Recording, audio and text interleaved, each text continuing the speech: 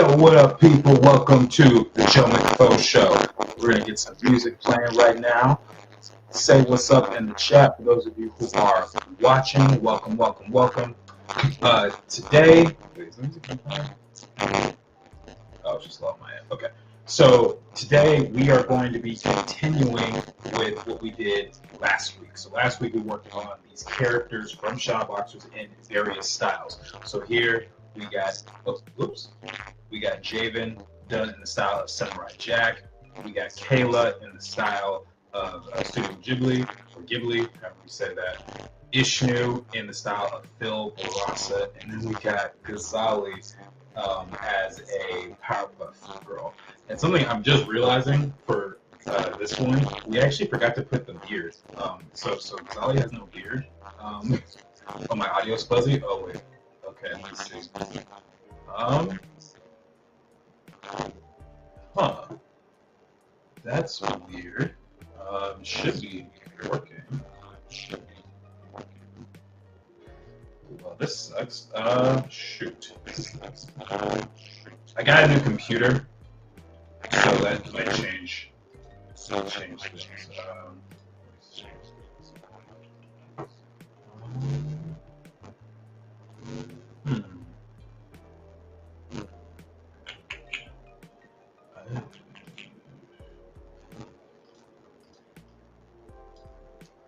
Okay, hold on. Sorry, guys. Hold on a second.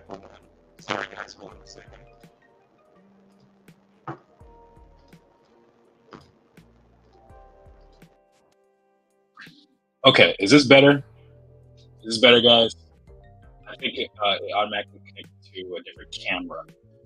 Now it's on my AirPods. So let me know. Put a 1 in the chat if it's better for the audio. So basically, all I was saying is welcome to the stream. Last week we did some style studies of the various characters in the Shadowboxers world, and we did it in different styles. So Javen was was Samurai Jack or Genny Tarkovsky. Kayla was Studio Ghibli. Ishnu and Phil Barasa, and then Ghazali and the Powerpuff Girl style. And we forgot to give this one a beard. I totally forgot what I was drawing, so Ghazali should have a beard right here, but it's whatever. Okay, so we got Manette on. What's up, Manette? Mark is on. When you open your studio, I better have a position for waking up this early each week. Well, geez, man, that's a pretty high push right there. And then let's see, we got Kathy on. Jan says much better, much better, much better. All right, cool. I just realized something. I forgot my water. My water's in the other room. So in case one of those projects gets brought up, I'll go and grab some. But I totally forgot. Oh, snap! We got Caitlin on. What's up, Caitlin? How you doing? So I think I mentioned this before, but you might not have heard me because my audio issues. But I actually got a new computer. I splurged and I got a Mac Mini, and hopefully that means we'll be able to do some more powerful stuff, which means I'm going to try and use Photoshop. Now let's see if, okay. So I'm still getting everything together. Apparently my pen is switching screens on me. So give me 1 second, guys. Sorry for all, these are what the tech issues are all about though. This is exactly how the tech issues are. So give me 1 moment. Get the right display on.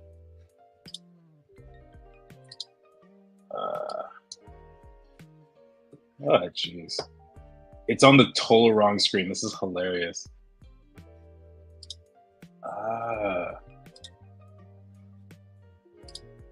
I promise you guys it was working before everything started up.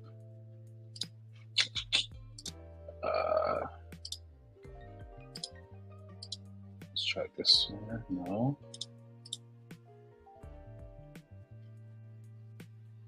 Ah, shoot. This is so lame. Everything's supposed to be working, which is fine.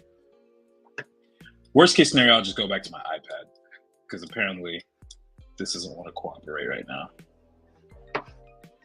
Yeah, you know, we're going to go to the iPad. I was going to try and do Photoshop today, but apparently that's not going to happen.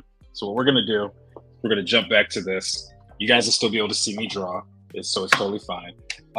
But with this said, that means we got to figure out who we're going to draw next. So, what characters do you want to see, or do you want me to just teach you guys how to draw in a specific style? So that can mean I don't draw my characters. That can mean I do. It's up to you guys. Let's see. One character that, let's see. I can just go on Pinterest too and see what happens when I just go pick a style. Got one Montgomery here. Where's my character design folder? Got, oh, Sergey Brosov. This dude is interesting. I don't get a chance to do him very much, but he's got a really interesting kind of style here. Whoa. He's got some cool stuff. So what do you guys think? Any thoughts on the style we're going to go for today? Uh-oh. Wow, all the tech is just jacked up today. I thought this was going to be a smoother stream, but this might be returning back to the glory days.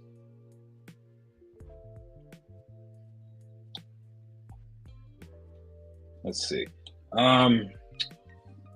Let's see. No notes from anyone. Let's see. Can I think of someone? What? Goodness gracious.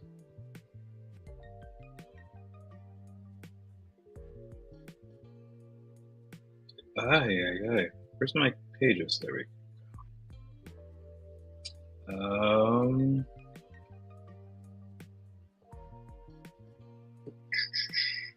All right, I'll just pick something. Oh, Jeff Wamister is pretty cool. I like Jeff Wamister. Here, let's see if we can.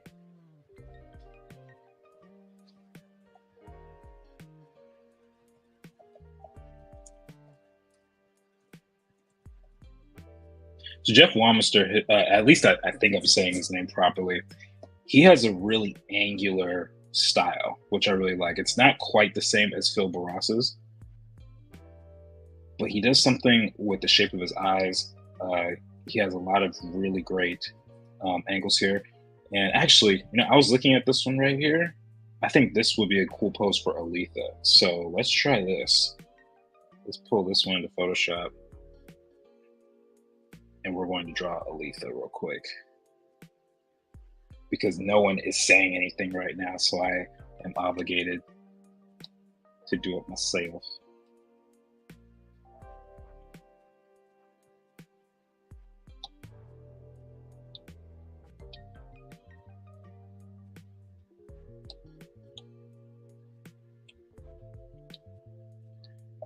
And this one should be fun because we haven't done a rear view pose yet in this little series that we're doing.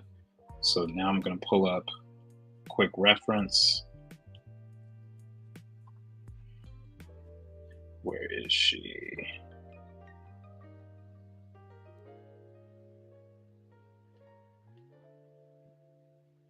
All right. So, oh, snap. I don't think I have the rear view version on here. But what I can do, I can pull it up on my computer instead. Where do you typically go to gain art inspiration?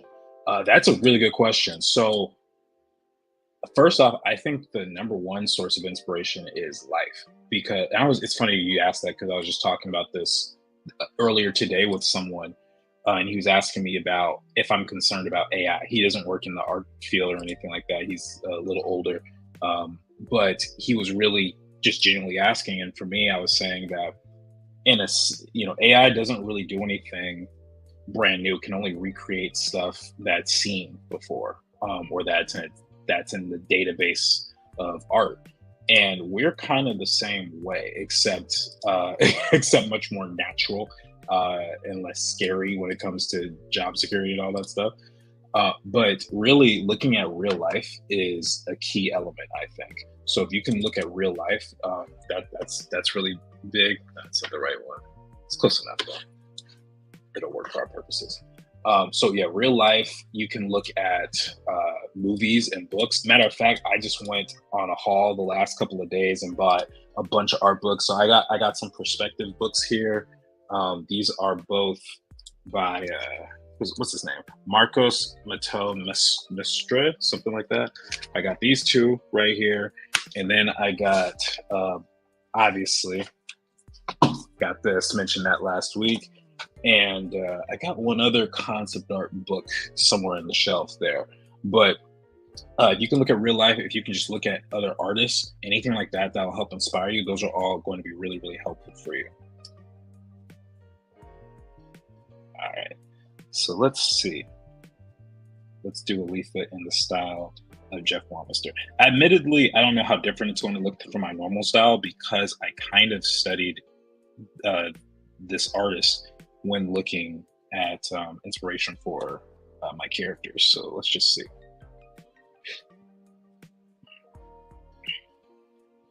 So one thing I'm noticing right off the bat is you have these really extreme kind of angles like this. You have this very exaggerated pinch in the back and a straight line going down.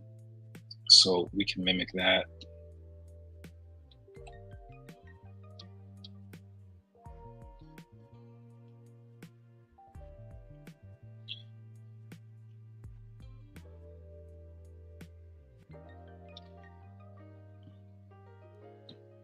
Okay. I'm gonna try and do this rather quickly, try and sketch it out, just have some fun with this. But there's so much attitude in this pose, which is really what I want to capture. And that kind of goes with that dynamic angle that I was talking about before, that triangle right here. And you also see it in the hips.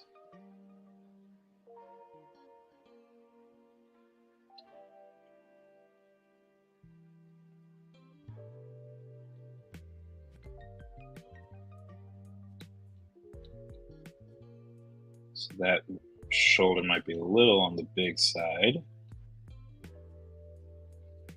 Definitely want to communicate the center line.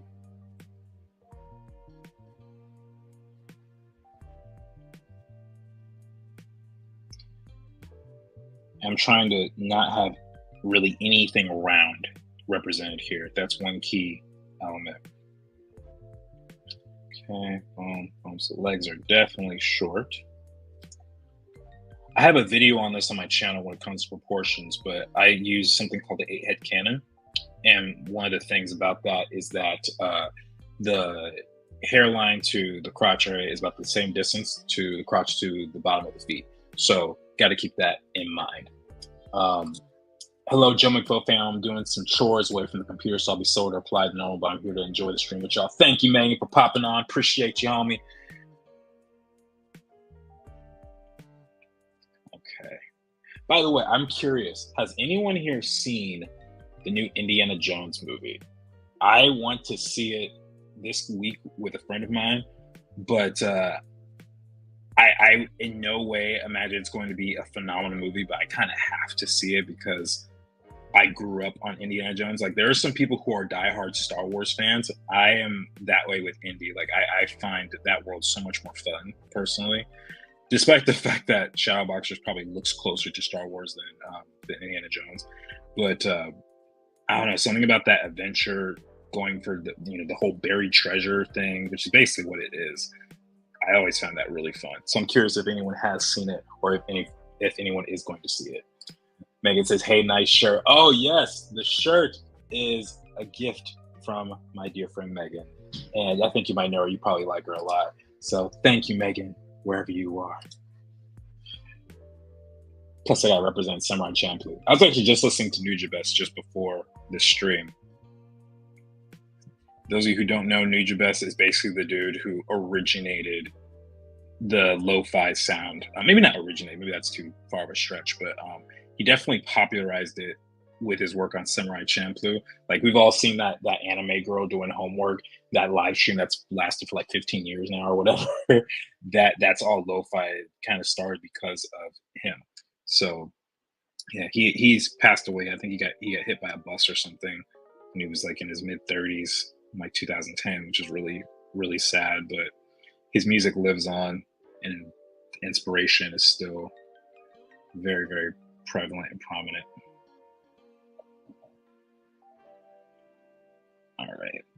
So one thing about Jeff Wamister too is the way he does the profile of the face. There's something about this where it's just kind of doing, really, really simple, um, but really effective too. And so I think it might have something to do with the smoothness of the philtrum area right there. Um, so we're gonna try it out. We're gonna see how well we do. But now this begs the question: should I do Aletha with or without her mask on? Not sure. What do you guys think?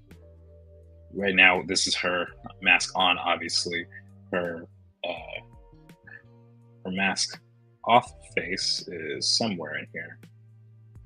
Yeah, this is an old version of her, but that's what Aletha normally looks like. So she got these big old fro. Either way, I gotta imagine where the eyes are gonna be because the mask has to compensate for it. Maybe she could be holding it. Well, you'll see in the comment, but that's actually a little bit more difficult than it is not. You'll understand why one day. But for the sake of a drawing, I guess I can draw it.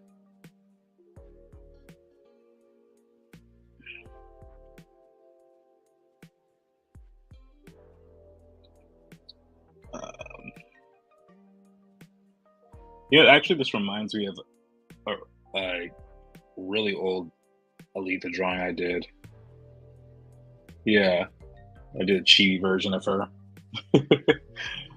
um, Let me see. I actually think, is this the animated one or the? Oh wait, no. I did something like this. This is a while ago. This is before her. I updated her outfit a little bit, but I always thought this was really fun. It's making it glow and all that stuff. When did I even do this? Did I have a year? Date created July. That's not accurate. 2022. No, I did this way before then. That must be the date I like updated Procreate or something, because that's or changed iPads. I'm not really sure, but that's not accurate. I've never seen it, but I'm getting Disney Plus soon, so maybe I shall check it out when I get it back. Yes, you definitely gotta check out Indiana Jones. He's so cool. He's so cool. I enjoy all the movies. A lot of people hate on Kingdom of the Crystal Skull. I'll be honest, I don't remember it enough to give my opinion on it because I only saw it like once and it was bootleg. So yeah, I can't even really say for sure. All right, so one thing about this style, I think I made my head a little too thin. So we're gonna exaggerate that. We're gonna push this out to the side a little bit more. Attach a little bit of the neck there. And then some of that cheekbone is gonna come in.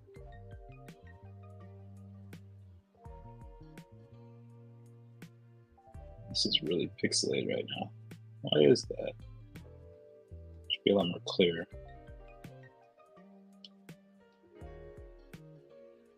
Let's try re-importing.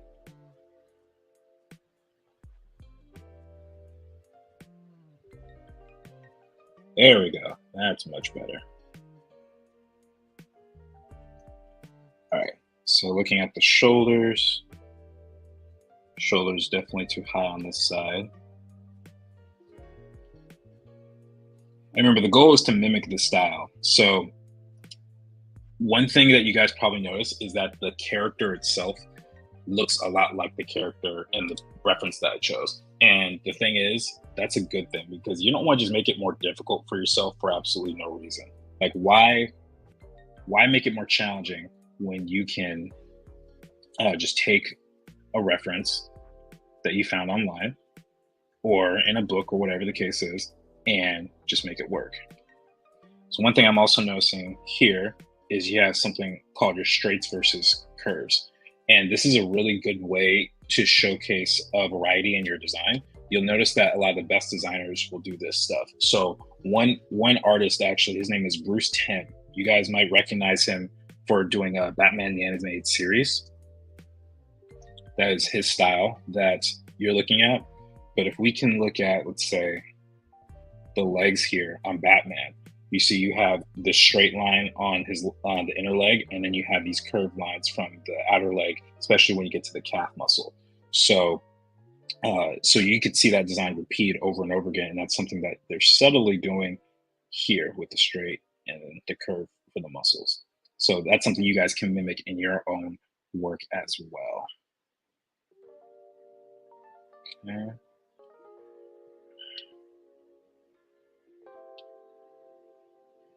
Oh, this is not the right brush to erase with. There we go. So Leaf is still pretty buff. Probably pinched the waist and hips a little too much. So bam.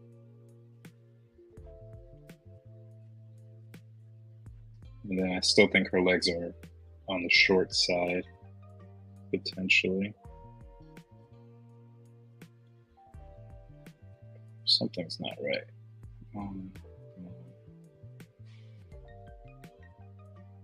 Maybe it's the knees. Knees and the legs.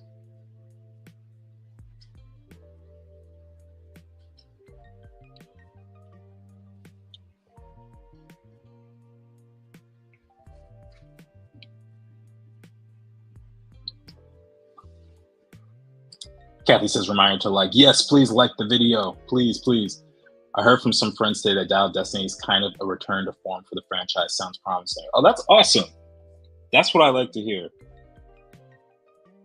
I don't know anything about it. I saw a ranking, and they ranked all the movies in order, and Dial of Destiny was the second to last in terms of enjoyment, right behind or right in front of Kingdom of the Crystal Skull. But Raiders of the Lost Ark was obviously the first one. And it sucks because sometimes those first movies are just always going to be the best ones no matter what you do. And there's very few movies that can actually surpass in the sequel. Like Star Wars is probably an example of that. And, it's just a challenge because everyone wants the original magic. But I don't know. Tell me what you guys think. I think a lot of that has to do with how well you plan projects and stuff like that. Because like if you look at a movie like, let's say, Coming to America, the very first movie, well, there's only two, but the first movie was a classic. But if you watch the second one, it's basically a rehash of all the jokes from the original, just slightly different characters. And I couldn't really enjoy that. As much as I love Coming to America, you guys have heard me talk about on my streams and on Art Prof streams. It's just one of those things that can be rather frustrating, All right, so this is getting there. Got a nice pointed shoulder, although that could be slightly rounder. That could be saved for the cleanup, I guess. Got the torso showing a bit, the arms, boom, boom. Okay. And then that chin, the chin is always kind of rounded out. So let's make sure we do that. I might be able to even raise the face just a touch.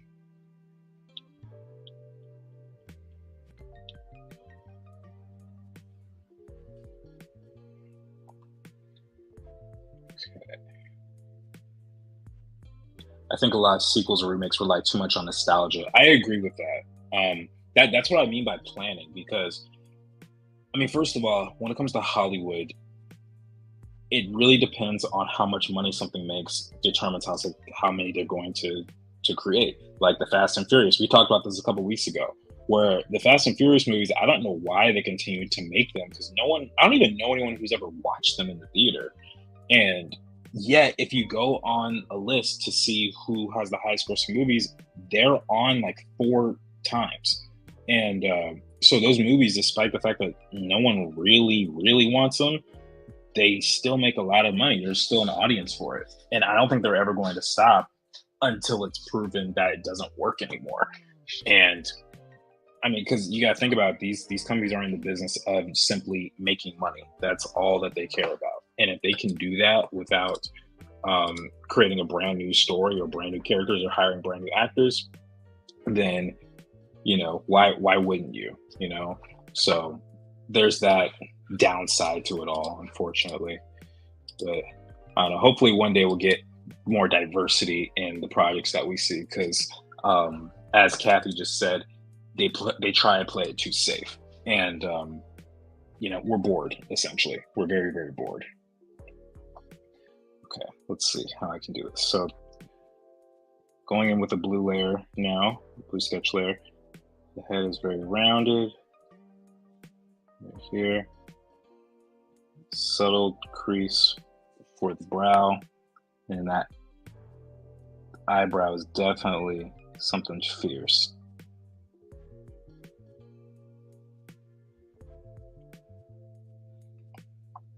All right, the eye is definitely a lot smaller than I pegged it before. It's in the wrong place, so I'm going to move it back a little bit, kind of like this.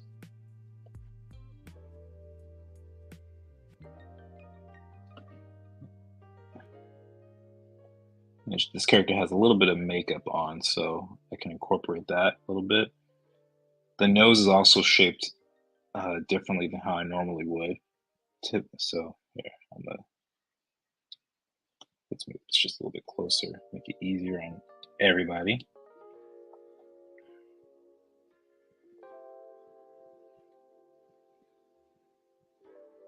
So it kind of swoops down like this. And then we almost got a little V shape. And if you want to do something like this, you can, but it's not totally necessary. Continue on here for the face. The lips are rather dark. You don't even really see much of a bottom lip. It kind of just comes back out.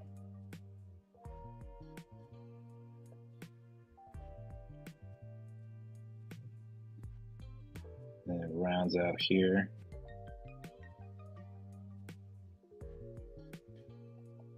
And we got a little cheekbone action right here.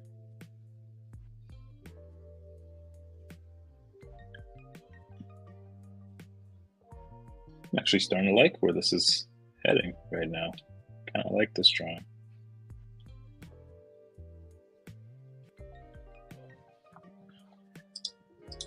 Oh snap, getting Chitara vibes from this one. Hey, what's up, Sawyer? Thanks for coming on, bro. Missed you, man.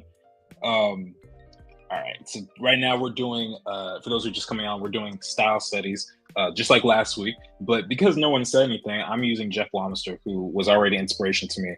But I like his style so much that we're just going to learn how to do it. And I imagine most people have not heard of him anyway. One thing I do know that he worked on was the Guardians of the Galaxy animated show. He's got lots of drawings of Star-Lord and Gamora and stuff like that. All right. So this character, Aletha, she's got kind of it's almost like a turtleneck. Like her suit kind of goes all the way up here. And I'm gonna try and not obsess over like details, so I can still be a little sketchy with it.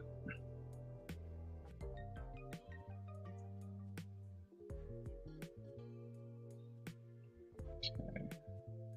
Maybe that shoulder, because Aletha is definitely buff.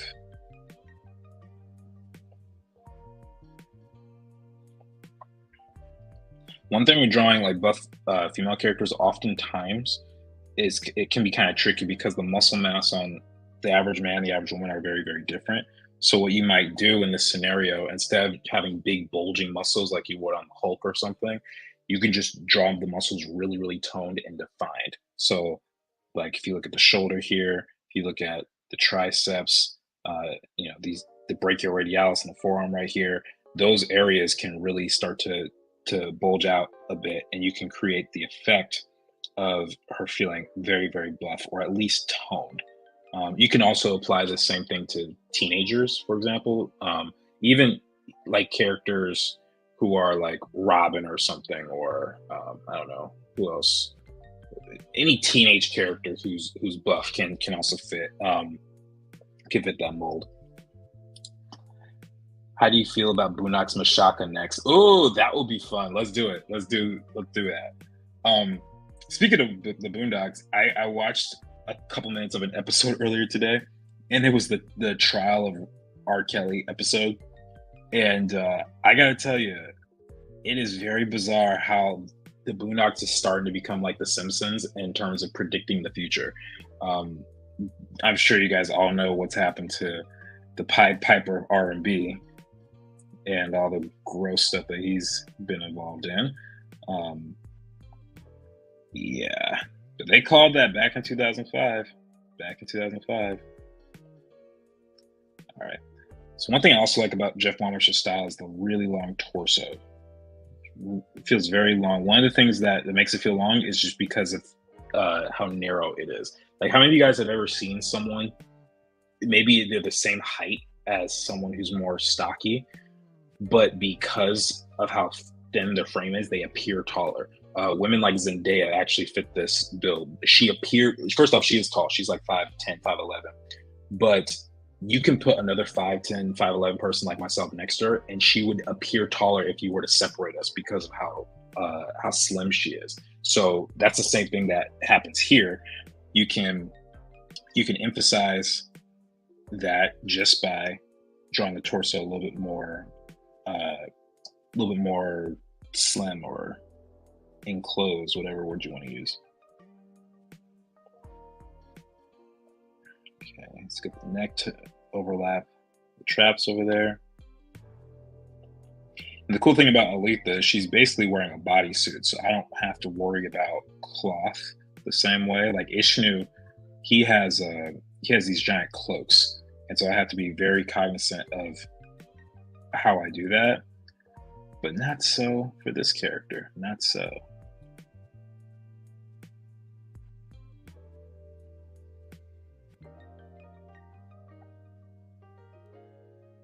Okay, this hand is kind of hidden.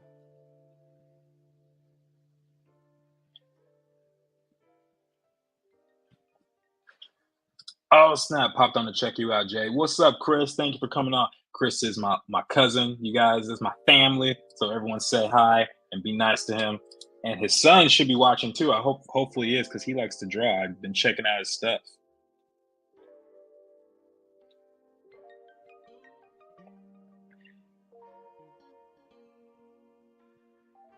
All right.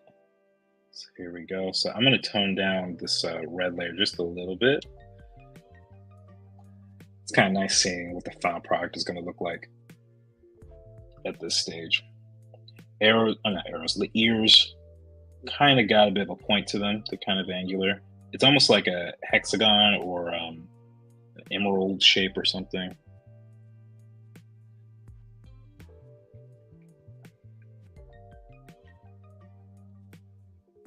All right, and then for the hair,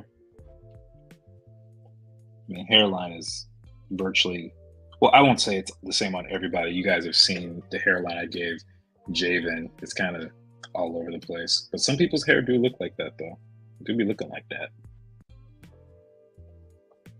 All right, and then I also, because of the nature of her hair, I want to make sure that I draw the skull out completely, because the way her hair is designed, it's just kind of a big old puff. She's got this mohawk, essentially, just like this girl. Actually, the only difference between the hair here and what I have is the ponytail, but everything else is virtually the same.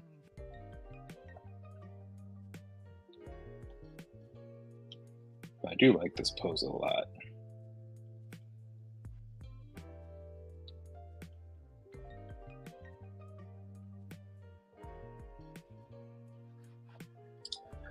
The Fast and Furious movies? No, I haven't seen any movies in theaters. Welcome, Jordan's cousin. See that, Chris? You're getting some love, man.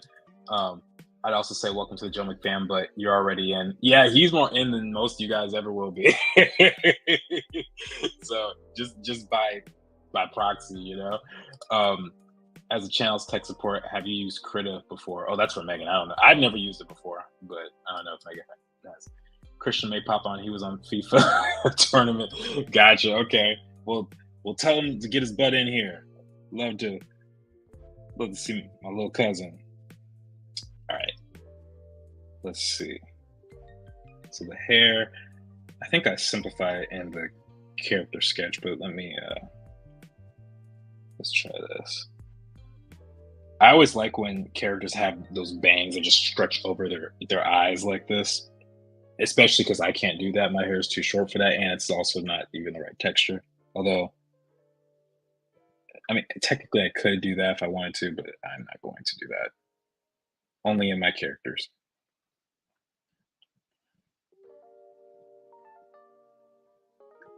All right.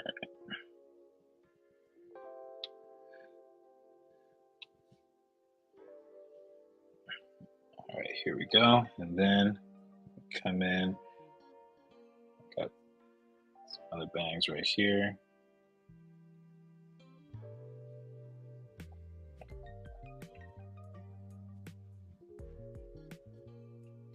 All right, at this point, I'm gonna start working on her suit a little bit. So first, let's just go from top to bottom. Start with the neck.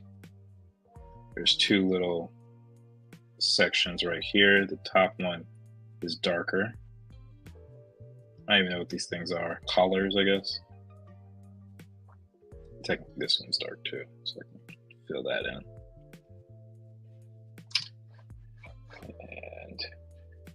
And then I'm looking at my sheet, but it's on my other screen. So if you see me do this sometimes, that's what I'm looking at. Okay, so this kind of goes across her back.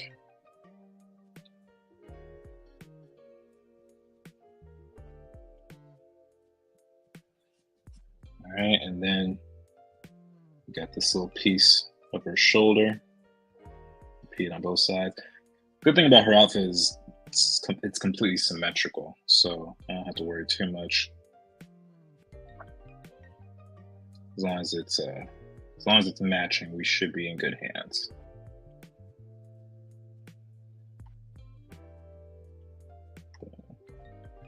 All right, and then of course we gotta draw the booty. Everyone's got a booty. Okay, keeping it angled for the leg here.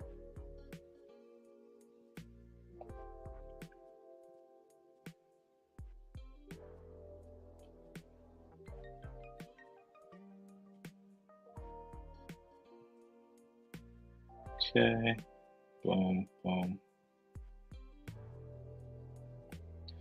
I got a little two round there. The artist's faces made me think it was Jamie Hewlett from the Gorillaz at first, but the line quality isn't the same at all. Yeah, I bet there's probably some inspiration there. But yeah, line quality is super different. And I actually studied this when we were in class together, Megan. I don't know if you remember. Appreciate everyone. I told him, okay, good. Glad you told him. Let's see. Oh, now you're just talking about Krita. What is the appeal behind Krita? I don't know much about it at all, so I'm curious what the appeal is. Is it just that it's free? Is that really it? Because you know you get what you pay for at the end of the day.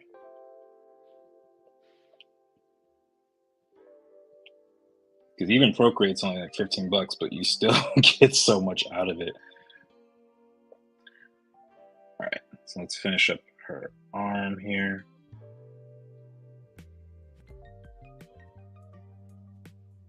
Really like the shape of this hand. It's kind of like a cut off triangle.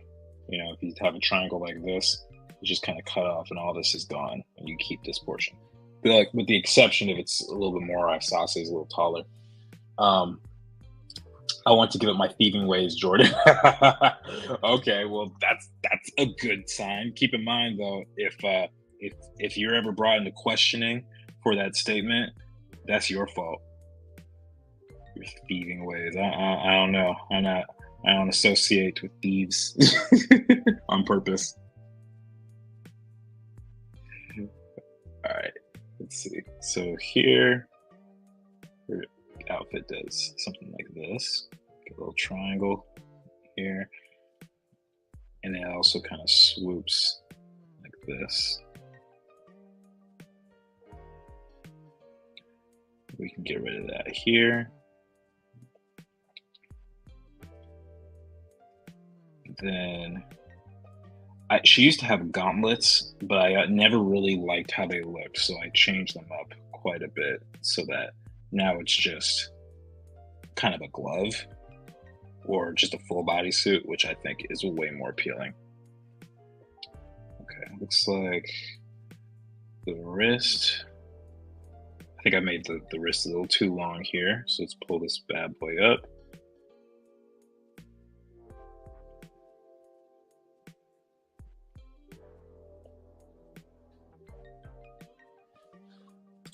I lied, Mark. That wasn't a direct confession. You should be in the clear.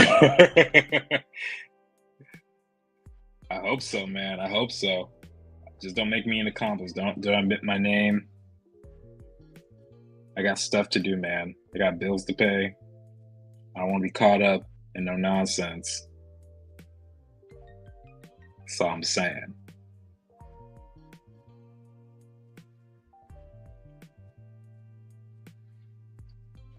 Okay, now that I'm looking at this, I think the face might be a little too big. So what I'm gonna do, actually, let's keep the hair the same, but let's just decrease the size of this section right here. Ought to do it.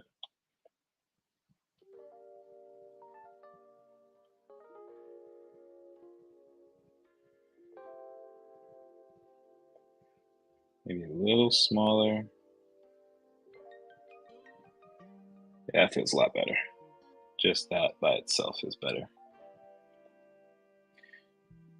She's starting to look kind of like an M&M, just all head and nothing else. All right, so let's get that foot facing the right direction. Of course, Aletha's got these boots on, so we're gonna have to make sure she's covered up there.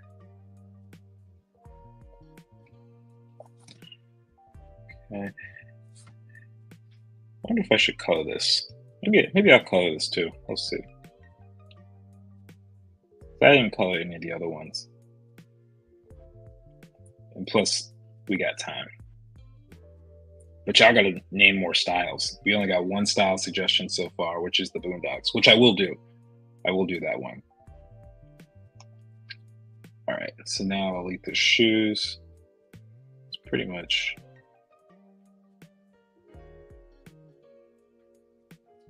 Oh, and I forgot she's got to be holding the mask too, so that's going to take a second to draw.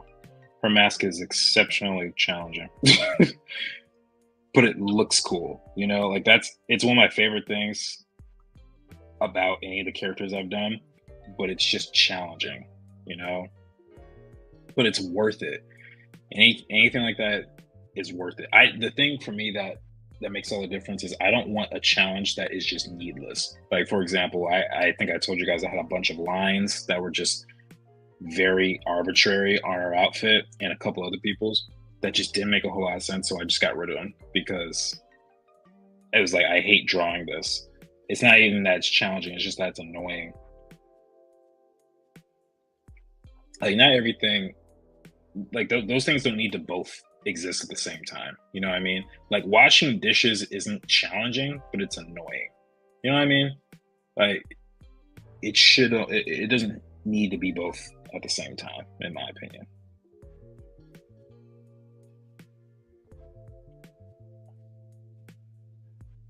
Boom, boom, boom, boom.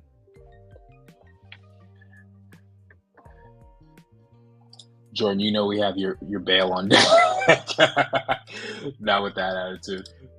Yes, I've admitted to anything in particular. I haven't admitted to anything in particular. Maybe I stole a glance or someone's heart. Really, dude? Someone's heart.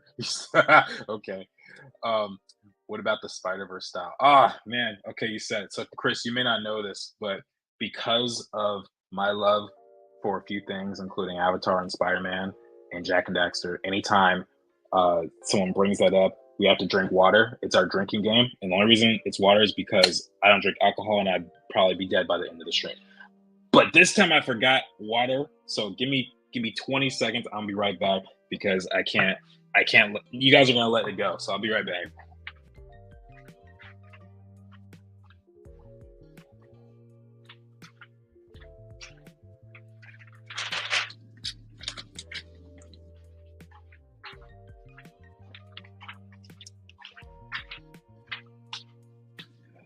I know technically you're not supposed to leave during the middle of a stream, but it's all right. If Snoop Dogg can get away with having a stream run for 8 hours and him not realizing it's there, then I can do that.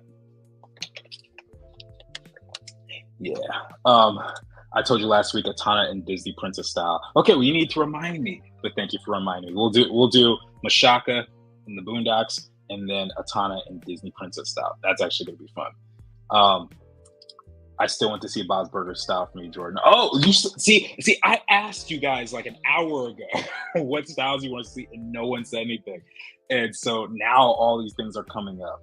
All right, so I think we have our 3 other ones for the evening then. I think we'll be good. So that means I might not even get a chance to color Atana then. Not Atana, I'm sorry, Aletha. So, okay, how about this? Before I even continue, let me just write this down. We got Mashaka, Boondocks.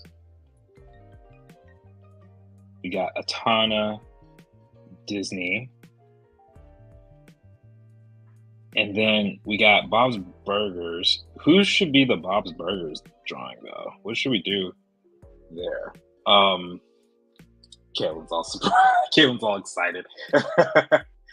Chris says, I just got on. Yeah, I know you just got on, but yeah, that's our little thing amongst us. So okay, who of these should we do a Bob's Burger style, y'all? We got Mashaka here, Aletha, Ishnu, Javen, Atana, Kayla, Ghazali, and Asim. Another option, we could do some of the side characters too. So let me remind y'all of who some of those cats are. Give me 1 second. Let me see if I can pull them up. Where are the side characters?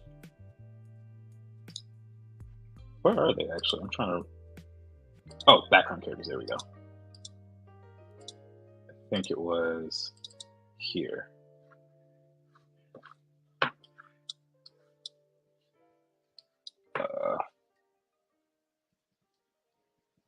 There we go. So we got Caleb, who's like the dude at the skate park. What else we got? We got Misha, who's a Michael Jackson fan, or like the equivalent of MJ. We got this guy. I don't think we came up with a name for him. I don't remember who that's supposed to be. This character, I don't remember who she is either. Majul, who's all covered up. We got Chef Fufu, we started. And then we got, let's see, ASAP Bunny, who is a guy who saves bunnies. Amani. We got there. I think these are all just my references now. Yeah. So if it's not a main character, it could be one of those side characters. Fufu. All right. Okay. Caitlin's in agreement. Fufu's vegan burgers. All right. Fufu's vegan burgers. Yes, Fufu as beef squash. OMG, because he's a chef. All right. We got it. That's actually kind of perfect. All right, so so we got our work cut out for me this week. I think we're good now. I think we got our roster filled based on the speed at which I draw all these. Her head still looks kind of big in this though. That's okay. That's what the transform tool is for.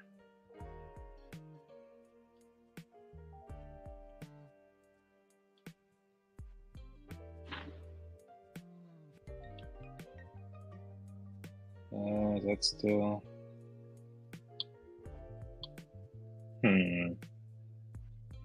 Okay, so let me see. some things I'm going to correct, and I'll explain why. So right now, this section. Oh shoot! I'm sorry. I'm not sharing my screen. That happens from time to time, guys. Where's my?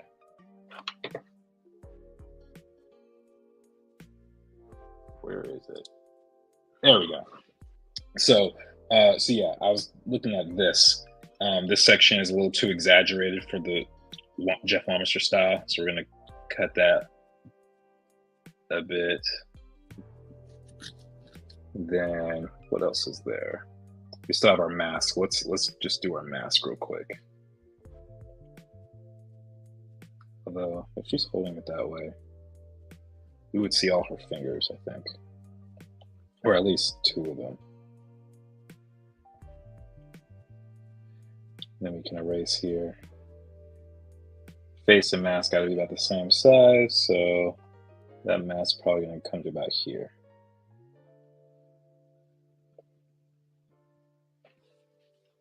Okay, let's change up the music right quick. Let's try this one. All right, then I need a refresher on our mask because I don't have all my characters' looks memorized. Yeah, I don't have them like that. So we got our eyes here, nose,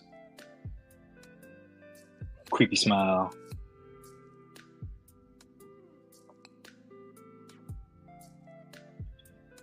All right, I'm not gonna go into super detail with it. It's good enough, especially now that we have a roster of other characters to draw now.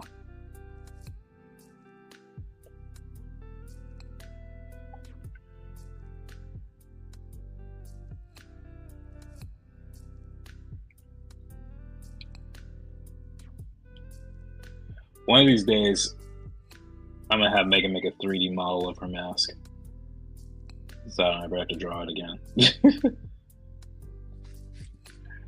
All right, so there we go. There is the Jeff Lamister style. Let me go back on this channel a little bit. All right, so we got that. Let's put this one away. We can look at it again at the end. Next is we got Mashaka in the Boondocks style. So let's pull up the Boondocks. Who's a good reference? Maybe like Thugnificent or something. I think Thugnificent might be a good reference.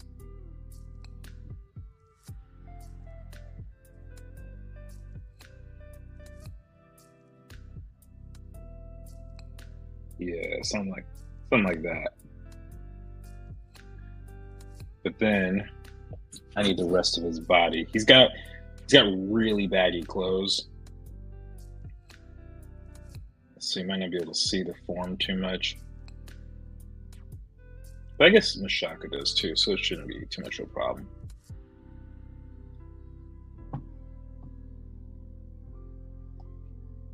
All right, so let's pull him in right here, and now let's get our reference.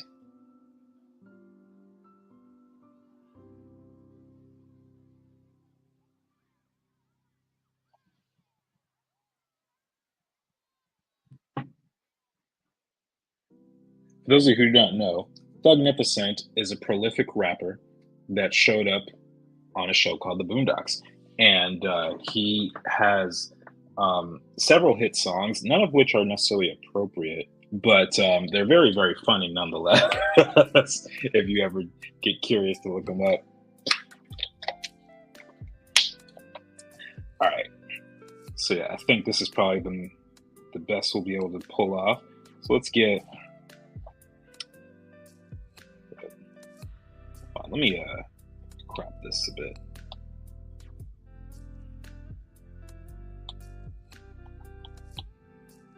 Yeah, there we go.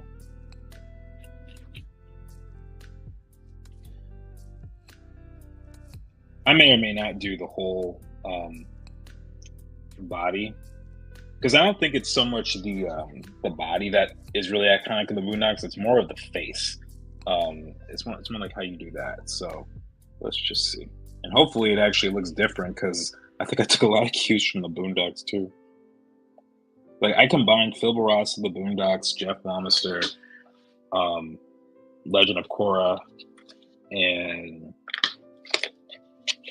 maybe like one or two other artists in order to achieve the look that I have. And I still think there's a lot that can be done to push the design even further with shape language and stuff, but it's still fun nonetheless.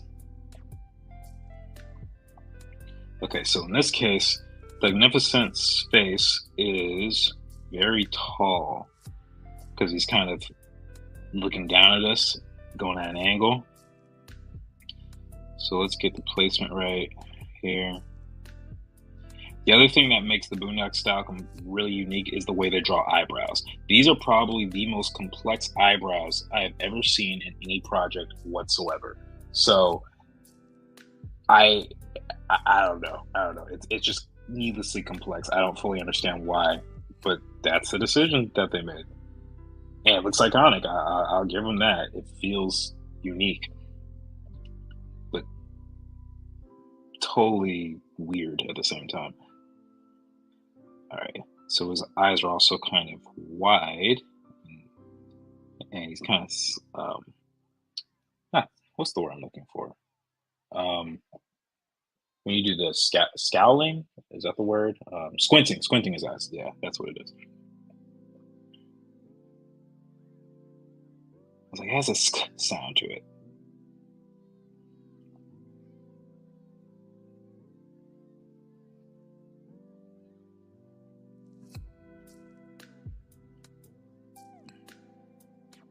All right, and then the eyebrows and the eyes. Those are the two key things.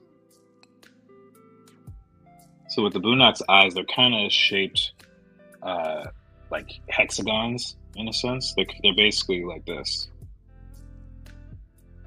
almost exactly. But depending on the situation, they might have some eyelashes showing. They might have it taller or wider or thinner, whatever the case is. And they always have the eyelid pretty prominently. You almost can't go wrong with a bunch of lines in this style. Like that's one thing that I noticed about the Boondocks. They just have a ton of lines everywhere.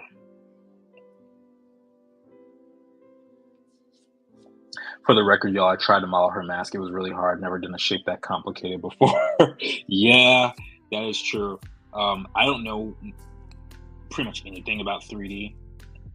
And so, I'm not ashamed of the fact that I'm not able to do it. Meg's in practice for a while now, and she's like, this is tough. And I'm like, I don't blame you, sister. I don't blame you. I get it. I respect the attempt nonetheless. All right, let's get the nose. So again, going back to what I said earlier about picking reference that actually makes sense for what you're trying to draw. I chose the Magnificent as a reference because he looks the most like this character off the top of my head. There might be another character who actually fits better, but they already have so many similarities in terms of facial features and stuff. It just seems like a pretty simple solution. All right, and then let's get the top of the head here. These guys' ears.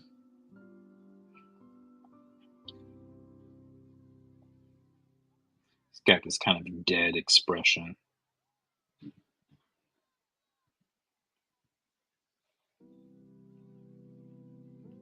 I don't have to worry much about a hairline because Mashaka is bald. By choice. I'm sure he could grow hair if he wanted to.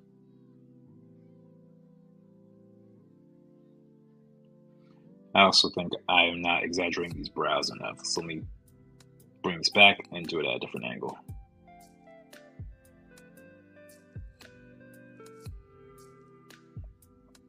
That's one habit I know that I unfortunately have is I tend to underemphasize things like that. Like if a line's supposed to be a harsh diagonal, I'll do a slight tilt. And that is just a habit that I've been learning to break. I guess it's not as much of a problem if I can see it while I'm drawing. You know, it's when you leave it in that becomes a problem. Mayor Tom. Tom. So the reason Tom is close, but I don't think Tom has enough lines on him. He looks too pretty in a sense, like because I thought about Tom actually. If I look him up, Tom has a youthfulness in his look, um, and he only like really looks deranged when like Stinkmeaner is attacking or possessing him, basically. Yeah, like if we look here, this is first season, so that's kind of simple. But even this, he just still looks too gentle. So when you compare that to this and the way Thugnificent's expressions are, it's not really much of a contest.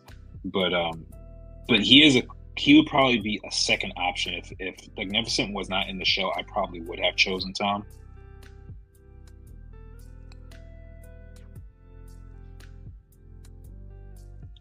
Who here watches the Boondocks or like grew up on it? I probably should not have grown up on it, but I did, and that show is absolutely hilarious.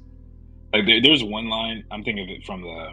It's actually from the Story of Thugnificent episode season 2, where where Riley goes to the party because Thugnificent is his favorite rapper and he lives across the street, and Huey goes to get him, and and Thugnificent and his friends are like, "Yo, man, your brother told us how you was on the reading and stuff." I'm bleeping out the cuss words because I want to do that.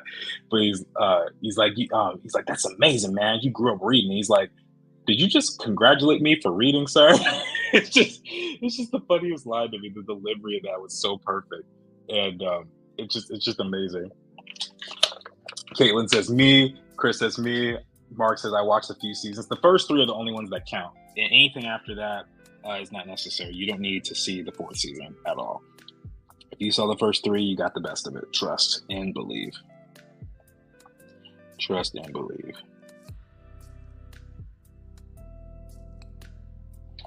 All right, so one thing I'm noticing, face is not totally symmetrical. I think what's happening in my mind's eye, I'm forgetting that he's tilting his head, and so things are kind of off center, so I have to go back here and just make sure everything feels right. So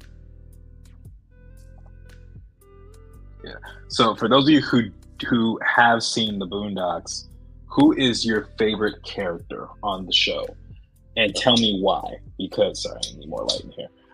Because I know everyone has their favorites. I think me personally, I always love Huey. Huey's always been my dude. I don't think he's the funniest character on the show by any means, but I think he's my favorite. I always enjoy when stories are about him, and just seeing how everyone responds to how ridiculous some of his stuff is. Like the episode where he watches nothing but like black entertainment and like BET and stuff, and you see how his voice just like his whole vocabulary changes in the matter of a couple of days is hilarious. You know, Ruckus is something else. He's always super out there and funny. Riley is great. You know, yeah, it's kind of hard to pick. And it's one show I wish they released an art book for, simply because the show is actually really beautiful to look at, and I don't think that gets commented on enough. It's a beautiful looking show. Sorry, I'm getting like all anal about some of the decisions I'm making with these eyebrows. It really is supposed to be a quick sketch. And something else also I thought about with the Boondock style is how specific their shadows are. Their shadows are really, really sharp. So since that's so integral to the style, I'm gonna try and mimic that as well. So the way I do it, I kind of outline where I want the shadow to go, and then I just very lightly go on top and make sure all my lines are parallel to each other, going in the same exact direction. You could do it in a different color if you want to as well. I just choose to keep it simple like this. But the intense shadows are part of what gives the show its style. All right, so let's give him his angular ears.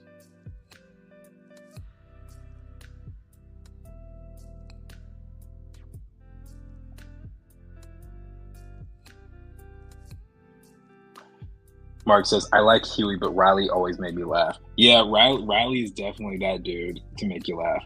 Um, I actually, so I like when shows do something a little bit out there, meaning, like, especially the first season for me had a lot of moments that were more philosophical in nature as opposed to just jokes. Now, don't get me wrong, there's plenty of other episodes that have that. But I think the first season, especially, they have moments where they're really trying to convey a moral or a deeper message. And, like, especially with like the garden party, the trial of R. Kelly episodes.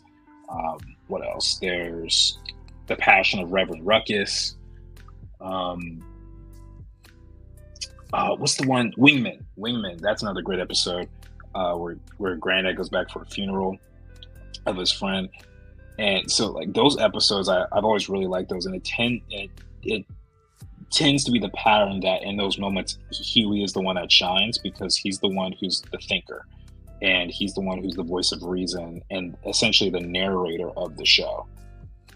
So I really like those moments, and plus I always like like kids with afros. Something about that is just really fun. Like I, I also was in love with Fat Albert in the gang because they all had afros, and it's just it's just fun to see that as on a character. So I think I was kind of biased there too. And I relate to Huey more as a character than Riley. Like in terms of personality, my personality is much more calm. Riley's kind of a wild card, and he's just chaotic. But that's what makes it so entertaining. Yeah. All right. So we're getting pretty close. So the couple things on Mashaka, he's got earrings, which Magnificent probably could have too.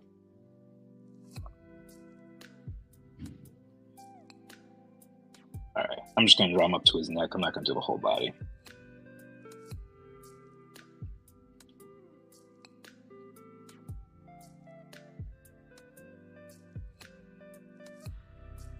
He's got this collar on him.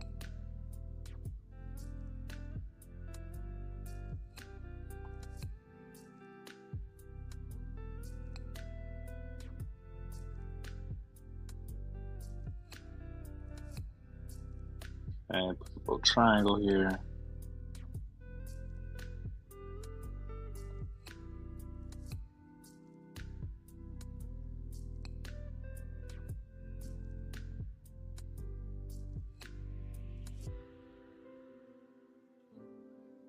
All right, and then we gotta give him his facial hair. I'm gonna do that on a separate layer for now, and I'm gonna change the color slightly. I'll adjust it later, but I just want to make sure I get the proper placement for him. Because his mustache is kind of, or beard, goatee area. Actually, yeah, let me back up. It's kind of like this.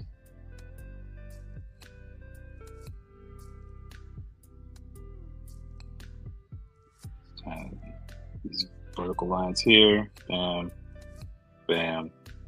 He is pretty clean cut though. He's a sharp looking guy.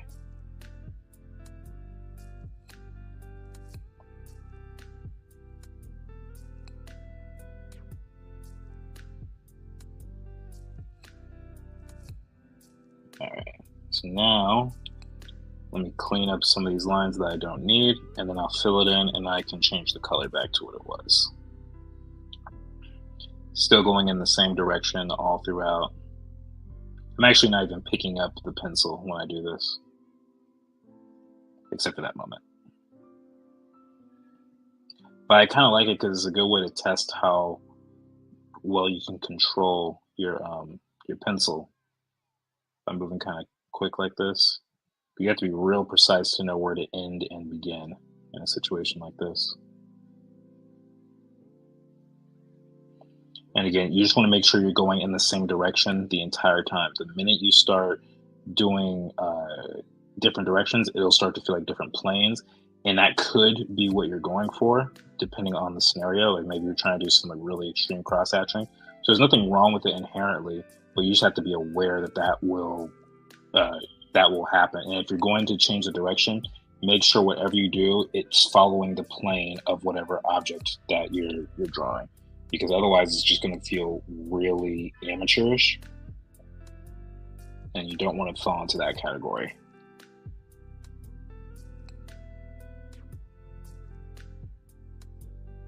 That, or you just got to disguise it really well. All right, here we go. Now let's fill this layer in.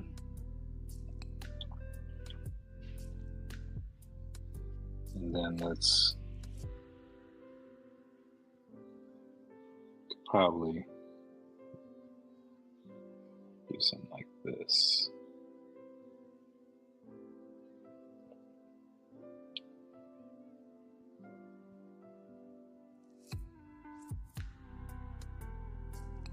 Definitely seeing how the eyebrows contribute to the style. Never noticed that before.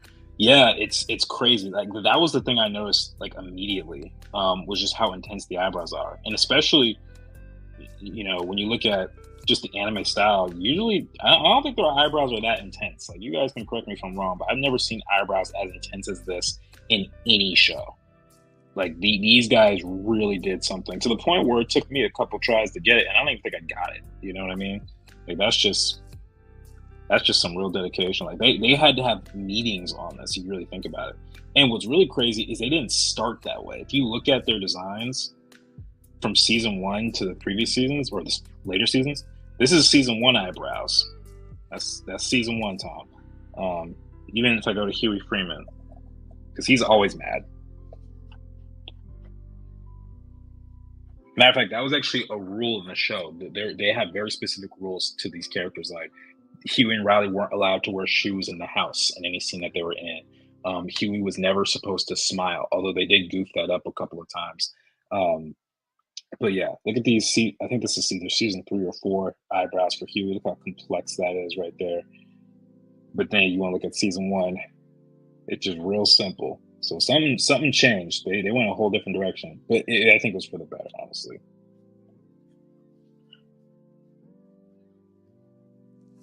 All right. So now the last thing we gotta do for him, outside of his eyes, he probably needs eyes. Although that would be creepy to have him without eyes in a scene for some reason.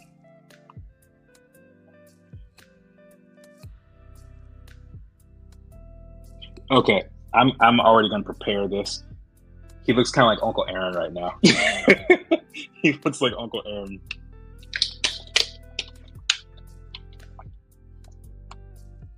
I actually would love to get Mahershala Ali to voice either Ghazali or Mashaka. That would be so epic. Both of those guys are incredible. I'm sorry, I meant, for a second I thought I said a second voice actor's name. I didn't. I just like Mahershala Ali for either of those voices. That's what I meant. All right, so now he's got his Koofy hat. And then pretty angular. That's the other thing about the Boondock style. They don't really have a lot of round shapes either. If you look here, there's very little roundness, if any at all. It's almost like Phil Barassa designed this. As far as I know, he did not. But you could tell they probably got inspiration from him.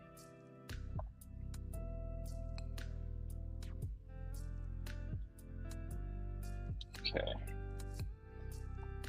So because we're looking up at him, we might need to tone this down a little bit.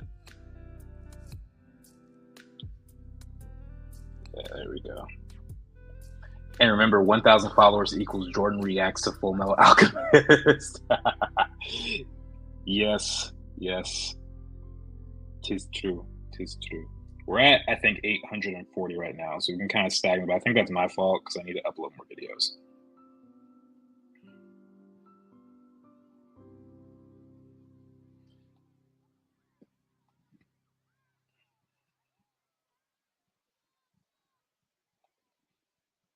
Okay, and then now for his design, it's basically a cutoff triangle.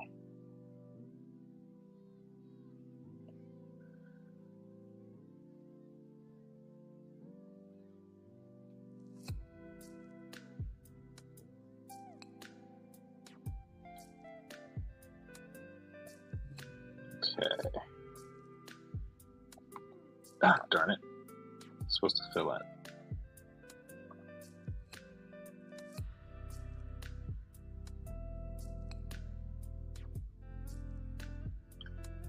All right. I don't know about y'all, but this is feeling rather boondocksy. I'm feeling boondocks from this. Probably move the eyes up, and there's a couple things I could tweak, you know. Like, I don't think this lip is totally centered. The eyes aren't high enough compared to Magnificence. Let's see if we can make room for that.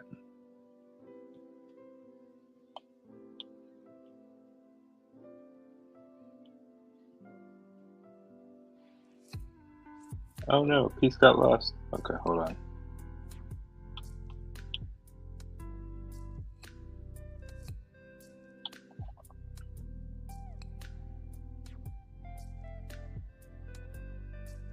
Yeah, there we go.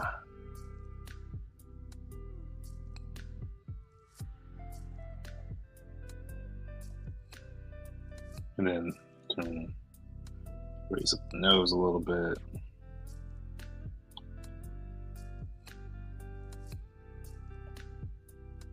Nope, now his lips is too big. Something isn't right just yet. Hold on.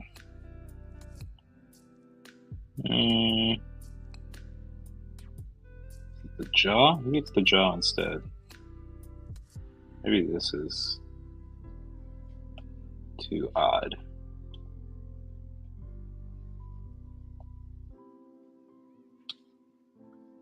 That'll work. That'll work. Kathy says that's epic. Are you referring to the Full Metal Alchemist? Or are you referring to something else? I also just realized there's probably too many of these patterns on his kooky hat. But it's okay. But there we go. We got Mashaka in Boondocks style. Bam. All right. What is next? Atana as a Disney princess. All right. So thankfully there's a trillion Disney princesses. But I think probably the one that will relate the most is Tiana. Kathy says, no, Mashaka, trying to give you a compliment. Oh, thank you. You gotta understand, like, if I you guys might think that when you write something, it makes total sense to me, but because there's so many conversations happening at once, it doesn't register. So yeah, you gotta be like real specific with me, unfortunately. Okay. Princess Tiana, that's a cute one right there.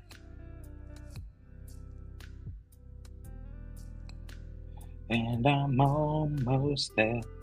All right. Let's add her here.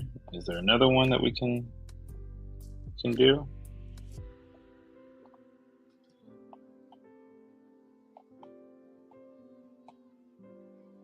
I kind of like this one.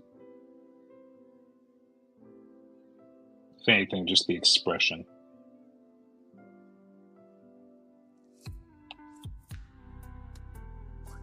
Megan says, I agree, it looks great. Thank you. I am so glad. I'm so glad you like it. Probably, I probably prepared a lot for it because when I was 14, you couldn't get me to draw in any other style than the Boondocks. Like, that was it. That was purely it. All right. Atana and Princess Tiana Disney design style. All right. So I kind of like the expression that she's doing on this left one with what's homeboy's name? The frog? I forget.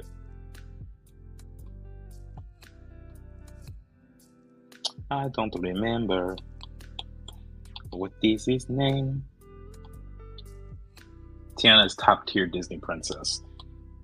I'll be honest. I only saw the movie once, but she was really cool. The one complaint that I know a lot of people had, and I kind of had this complaint too, was that you get the first Disney princess who's black, and she spends the majority of the movie as a frog.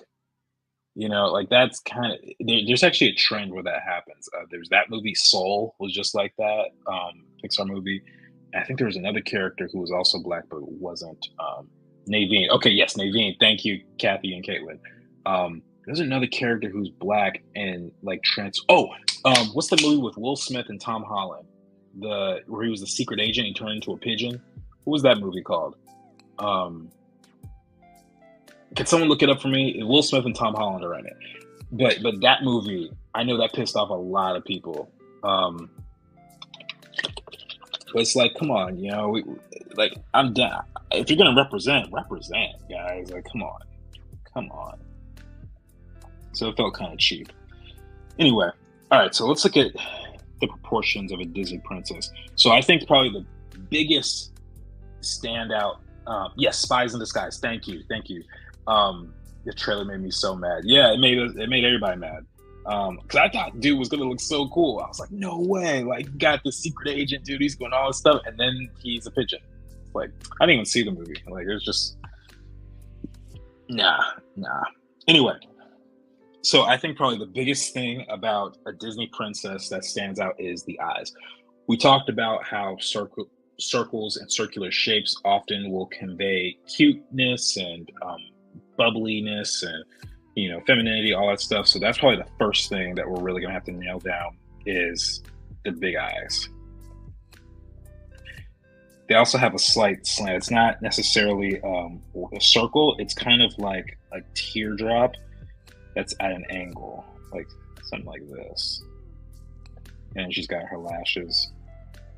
Lashes are kind of going off her face. Well, I guess all lashes technically go off your face, but yeah. All right, then we got almost a heart shape. So you want to keep all the features really soft and round. That's what makes Disney. You don't want to have. It's actually kind of bizarre doing this directly after the Boondocks because of how straight those shapes are.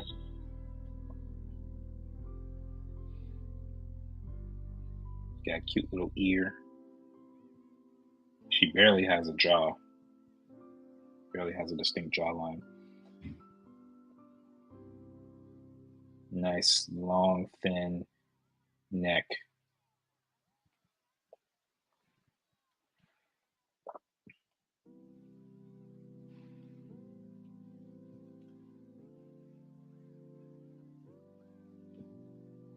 Okay, let's see. So under here, we're gonna have the nose.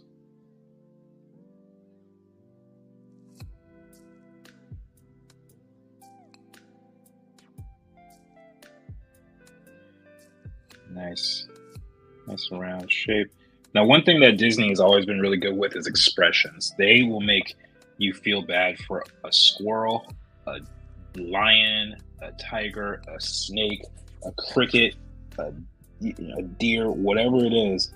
They know how to humanize characters, and so they always put a lot of effort in the emotions. And something that I'm actually trying to work on a little bit more is not just showing expressions to the eyebrows, because it's very easy to just have frowning like this, but not have expression in the eyes or anywhere else. In this case, if you look at her eyes very closely, one eye is doing something very different. Like, it's kind of like this, like, you make that face, one eye is smaller than the other. In this case, this is the small eye on the left, and she's reacting to the frog, right? She's like, oh, this is gross. So that's something I'm going to try and mimic as soon as I give her an eye that is actually placed on her head, because this one's kind of coming off. It's like someone kind of knocked her in the next week and she's not healed properly. So let's pull that back.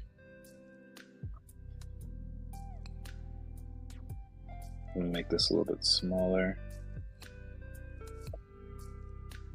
And this eye is going to be nice and tall and pretty.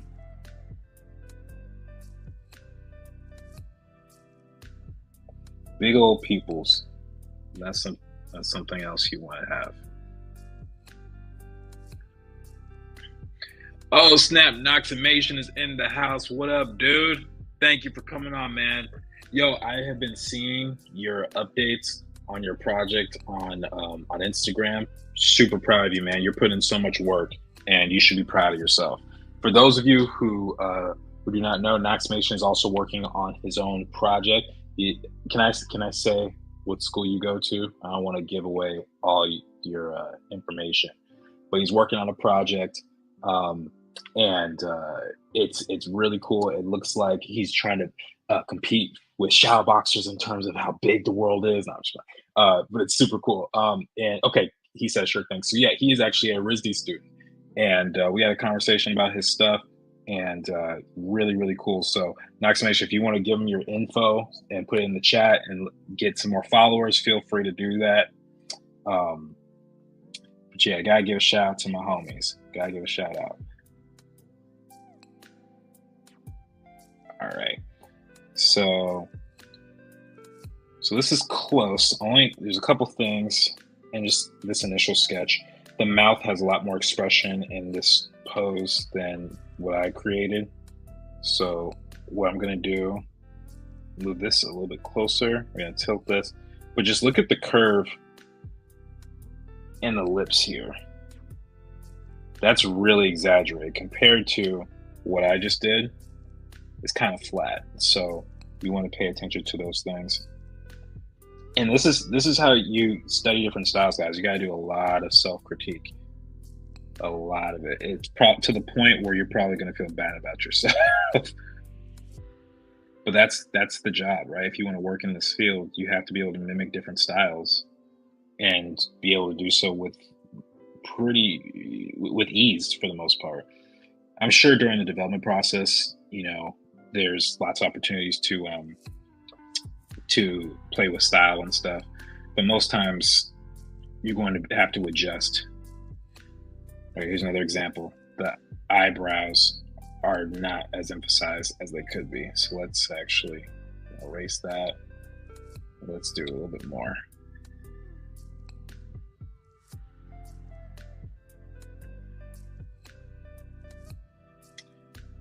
All right.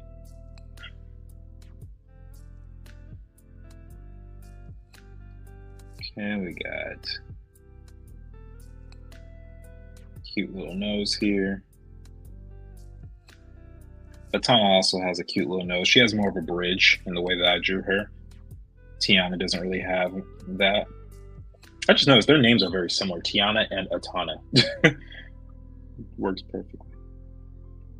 All right, let's get this big old eyelash. If you want to make a character look feminine really easily, just add an eyelash. It works every single time. There's got to have that nice little curl. Give him a nice little curly eyelash.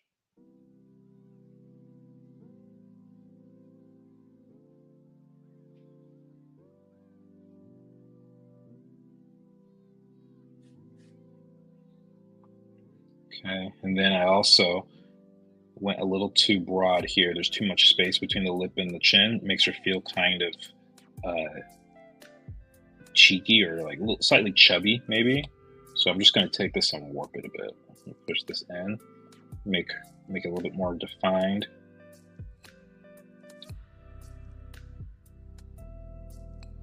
Might be able to push the cheeks a little bit higher.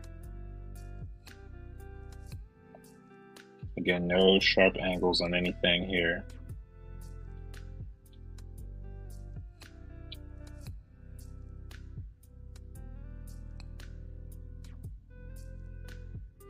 Yo, Christian is in the building. What's up, dude? Thank you for coming on. How is your summer going? Are you practicing? I hope you are.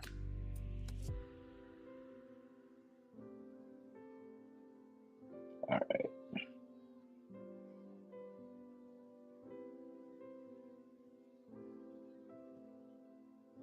So this point in the eye is actually not much of a point. It's just pretty round here.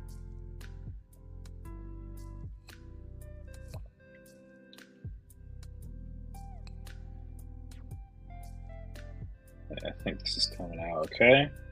Now let's get the pupil in.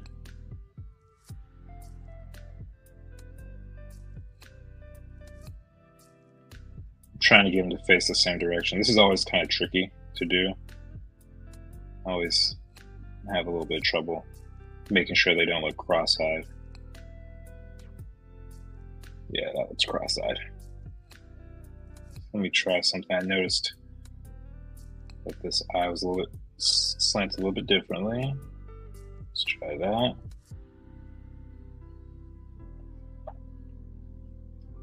And this also, oh, okay, I see what's going on here. This eye is doing something a little bit different. It's a little smaller. So I could probably do it with this.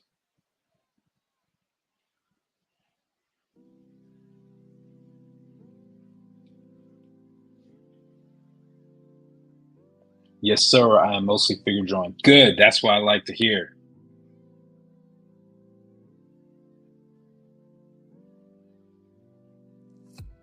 You know what? You just gave me an idea. Maybe we should do a figure drawing session on the next live stream, because I haven't done that before, and I can find references of clothed models, or at least slightly clothed models, so that YouTube doesn't like flag me. Although I might be able to get away with nude figure. I'm not 100% sure. I'd have to ask Claire about that from Art Prof, because she's done it many times. I just don't want my channel to get taken down for that sort of thing. You know what I mean? But maybe we'll do a figure drawing session. Plus, it'll give me a bit of a break, because I love my characters, but sometimes I want to do something else. So,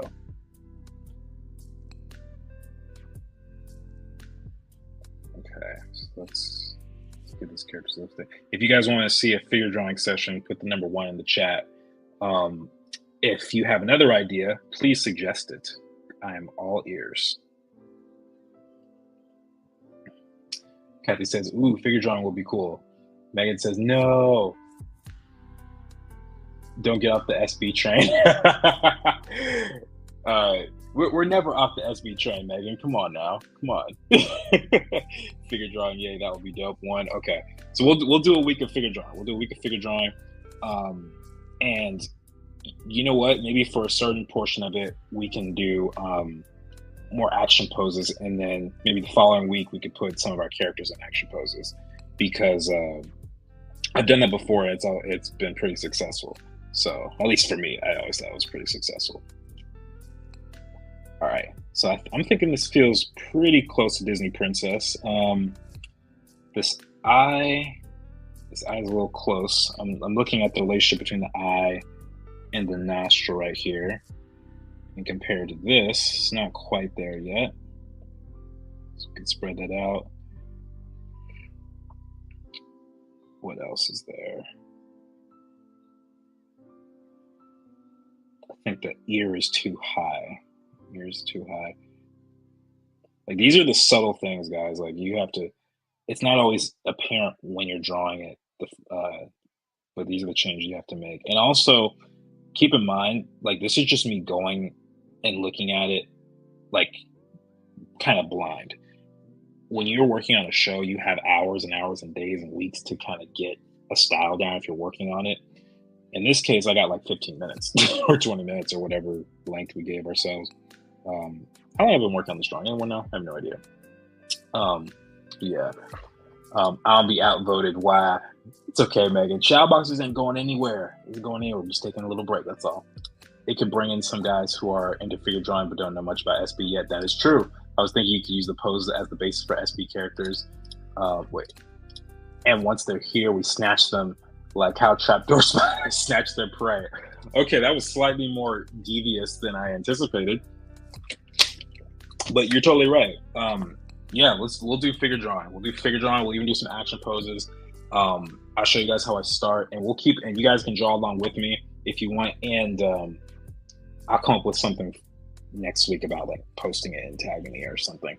But yeah, it's a lot of fun. It's the basis for all the characters that I do. Like, I've done so much figure drawing Matter of fact, I can't remember which video it's in, but I show some of my traditional figure drawings, uh, and the stack I have.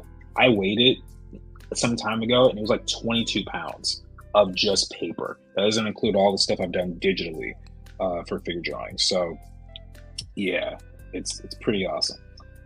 Okay, so now we gotta do her hair. Gotta do her hair.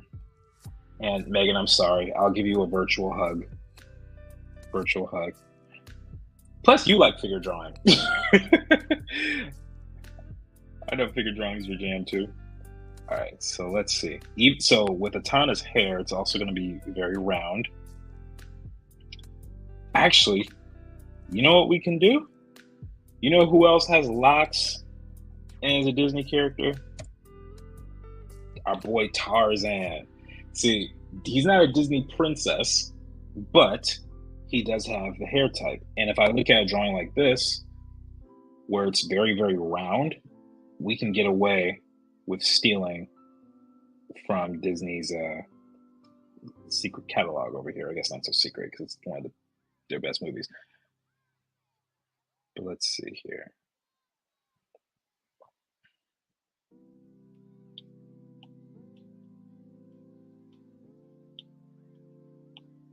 My goal for designing Atana is to make some little 8-year-old boy just have a major crush on her.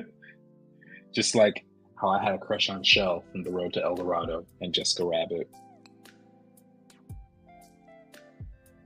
But then he's gonna be disappointed to find out that she's just a drawing. But it's okay. It's quite all right.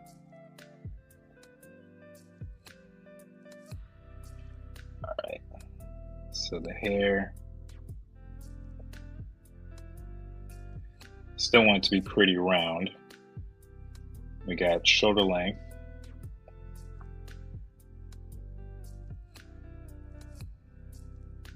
So one thing I'm trying not to do with the hair is just make a basic, U shape. What I'm trying to do either is have it be straight on one side and then kind of like this, or it could be more like a teardrop like this, less exaggerated though, because I want it to have some more variety. So I'm gonna find the solution for it.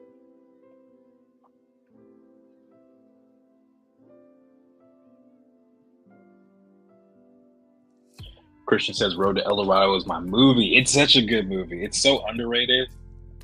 Even the songs. I like the Trail We Blazed the most. That was my favorite song.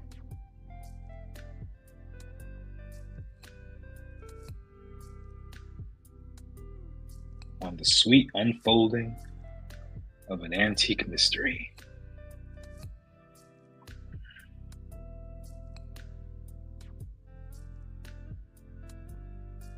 Okay, maybe not do that. It didn't look so good right there.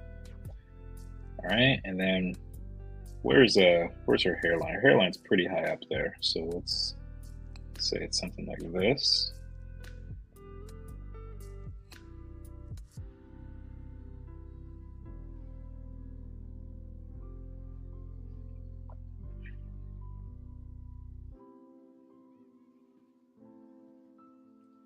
I don't know, guys. Is she worthy of a heartbreak yet? Is she cute enough? What do you guys think?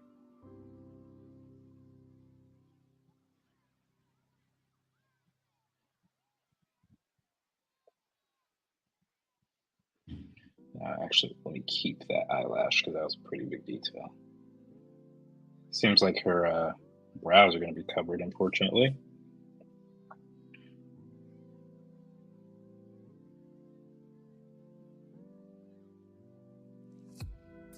I do love figure drawing, and I'll see if maybe I can invite some new people in. But until next stream, I reserve the right to grumble about it. Oh, my girl looking so pretty. Yes! Good, good, good.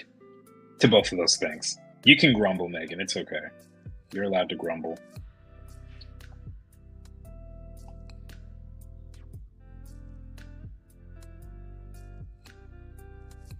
All right.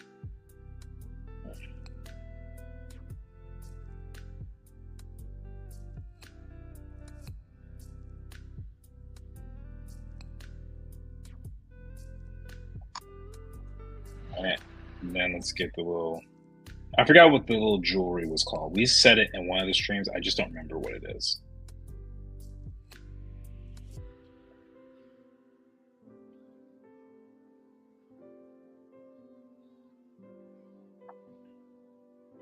All right. Yes, Chris likes it too. Excellent. Thank you, man. All right. So let's see. I don't like this little bit right there. So let's see if we can just separate those locks just a little bit more.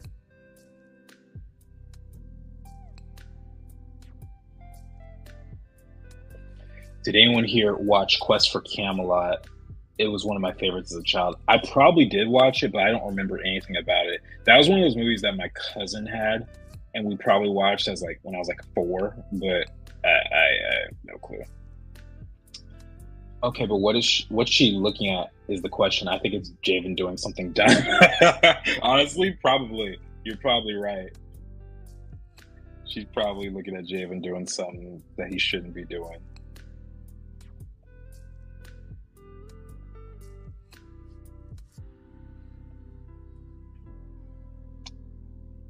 Yeah, there's even more of a smirk in Tiana than I have in Atana. Man, it's kind of tongue twisty saying that. Like, it's not quite the same level of attitude just yet. I'm not sure why. Maybe it has to do with the brow. Let's tilt this down just a little bit more.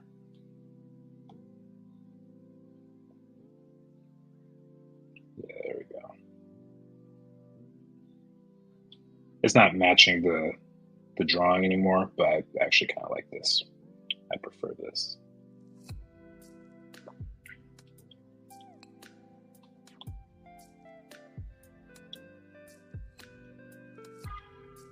All right. Sometimes what I do, whenever I have a big area like this, I'll make a new layer and I'll just kind of do this big old fill. And with Procreate, it's really nice because you can, too many dark spots, you can kind of use the side of the pencil instead of just the tip. And it'll create this nice soft area right here. I'll blend that out later. Some areas get a little dark. That's just how it is. Slow the opacity just a bit. There we go.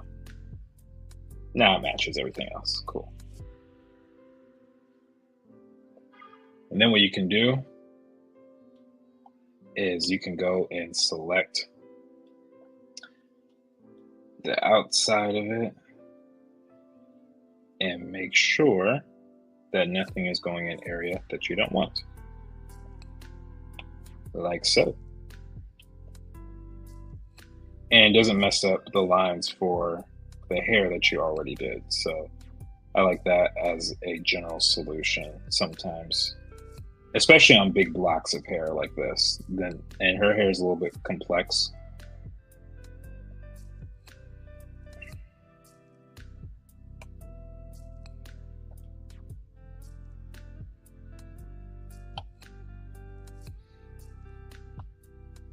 And let's just erase this.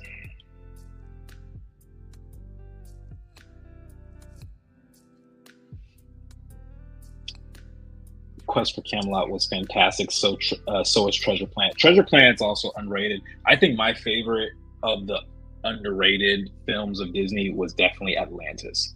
Atlantis is absolutely fantastic. The design of that film is so phenomenal. Joy says, so pretty. Thank you so much, Joy. I appreciate you coming on and for saying that you appreciate our Disney Princess Atana version. I need to practice drawing in Procreate. It feels so foreign to me that I'm used to Photoshop. I actually think Procreate is easier to learn, to be honest with you.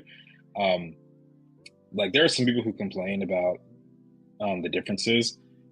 I think it's pretty intuitive personally. I really, and maybe it's because I've been using it a while, but I don't know. I went to the Apple store, I tried it out, and I was like, this is pretty intuitive. Like, as soon as I learned the basics of it, I was like, yeah, this is pretty convenient, you know. And I also got it because I couldn't afford a Cintiq at the time, and I had to do a bunch of digital work at home because the labs would close. and there was no other solution. So I saved up for an iPad. Fun fact: I almost dropped my iPad the day I got it, like the very first one. Like not even a day later. Like I would say maybe 30 minutes after I walked out the store, I almost dropped it. Um, yes, Atlantis is goated. That's right, Cabby. Say it loud. Did you make the locks on her forehead the same length on purpose? Probably not. Probably not. Yeah, let's fix that. I think I was getting too into our conversation, so let's change the length here.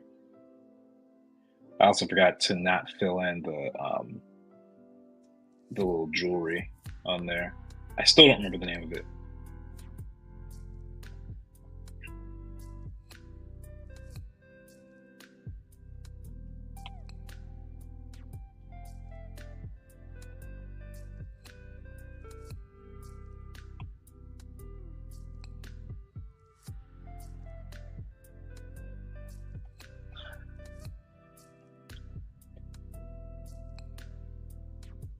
There we go.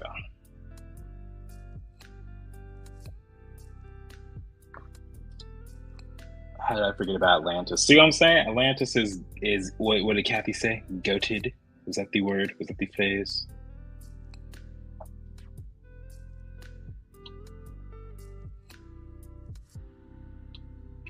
All right. So there's a Tana. Now, one thing I did want to do, I also wanted to add her goggles. So let's just fill that in real quick. And let's smudge out this this eyebrow because we shouldn't be able to see all that. And I'm just gonna smudge this out.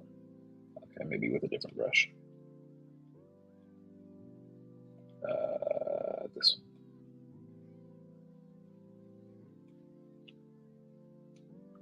Erase that out just a smidge. Close enough. Okay, now let's go in. Let's do her goggles.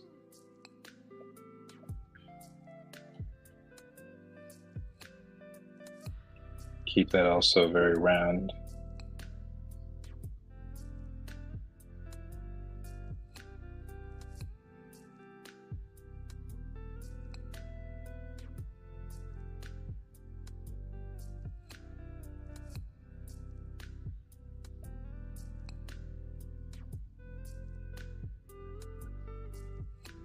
I think the goggles will work really well in this Disney style because they're round and elegant.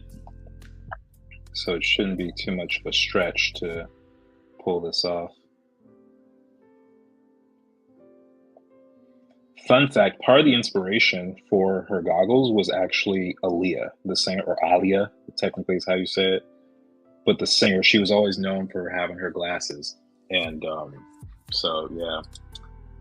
Was it custom? Maybe it might have been custom. I'm not sure. Getting late here on the East Coast, cuz this was great. Proud of you as always. Signing off. No, dude, you're supposed to stay the whole freaking time, man. I don't care how late it's out there. You gotta stay here. No, but thank you for coming. I appreciate it, man. 5:30 a.m. workout awaits me. Oi, man, I need to get on your level, man. 5:30 a.m. I've done it before. I got up at 4:30 in the morning to go to the gym once. Once.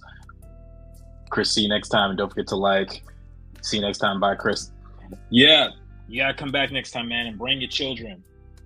Bring your children onto the stream. Or else I'm gonna talk about them next time. Actually, I have nothing I could say about them. That's even remotely negative. They're all so awesome.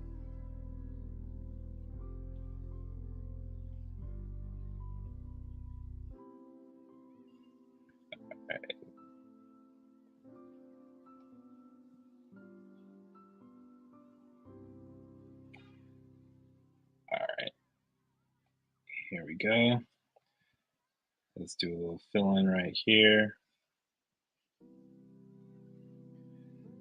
That's a cool backstory. I can see the inspiration from Aaliyah now you mentioned it. Yeah, man, that's part of my reference. I mean, somewhere on here I have my sheet of a ton of references.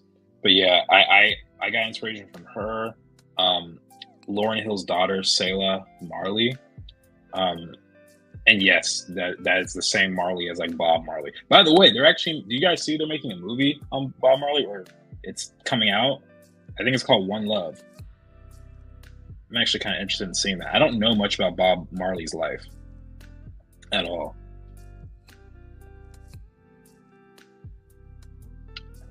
And speaking of Bob Marley, Ishnu was partially inspired by Bob Marley too. A lot of my characters are actually inspired by music in a lot of ways. Like Atana, when I first drew her and thought of her, Atana, Lauryn Hill was in my head, and you know, she evolved. She's not; they're not clones of these people, but it's just kind of the aesthetic, the look that I was going for.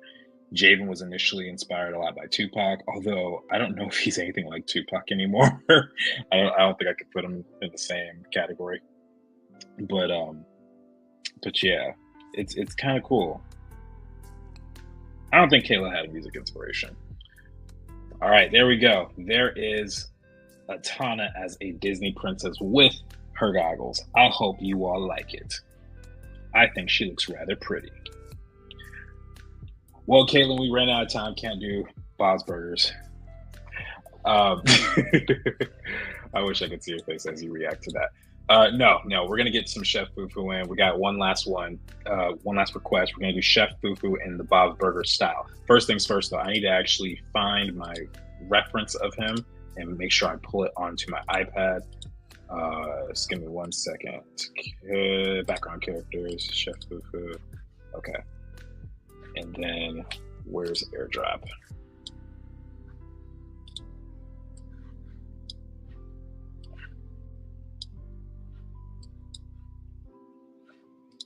See, Caitlin's like, what? Just kidding. We're gonna do it. All right, but this will be the last drawing of the night. All right, and I think Bob's Burgers is pretty simple style, so I think we can do a full body. So there's our sketch. I'll see if we include pork chop. I'm not really sure. Bob's Burgers. So the reason Caitlin wants me to even do Bob's Burgers is simply because I never liked the style of Bob's Burgers. I always thought it was kind of funny looking, but ask and you shall receive, as they say. So I think this is probably the perfect image to work with. We haven't done Fufu in any action poses or anything, and these guys kind of look like they just stand there, kind of like Family Guy or Simpsons. Yeah, so I'm pretty sure I can get away with it. So you guys are gonna have to tell me who these characters' names are. I don't know anybody in this world, even remotely. So y'all gonna have to explain it to me in case I screw up. All right. So I kind of like this guy's pose. Whoever this guy is on the right, he looks like he has a fun time. So let's start with that.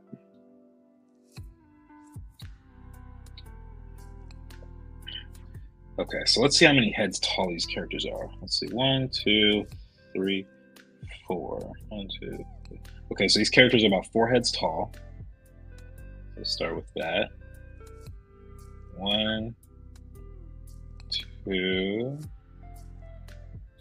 3, and 4. Does that feel good? A little long.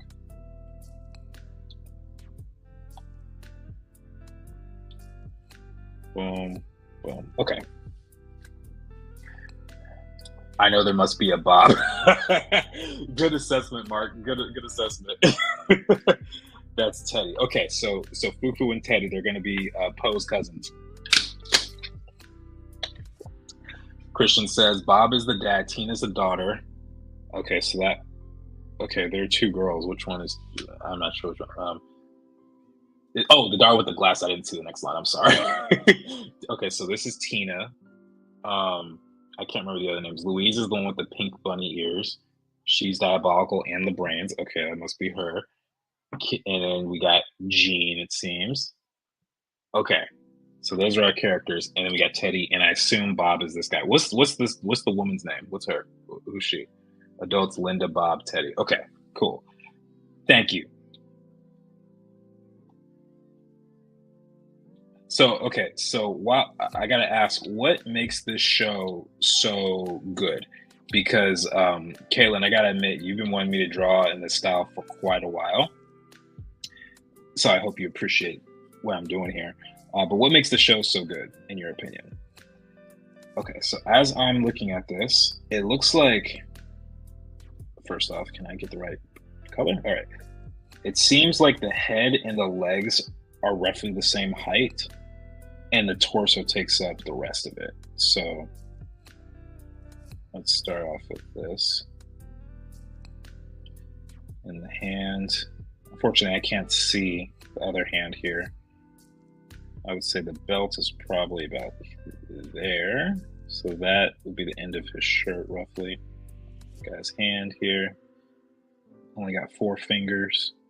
I'm definitely going to do like a second layer sketch. I just need to, I've never drawn this style before, so I kind of got to figure it out. Matter of fact, it might help me since I know their names now. Let me just type in Teddy. It'll help me get a better understanding of his body type. Is that his phone? Is that a pager? Does dude have a pager? Or a beeper?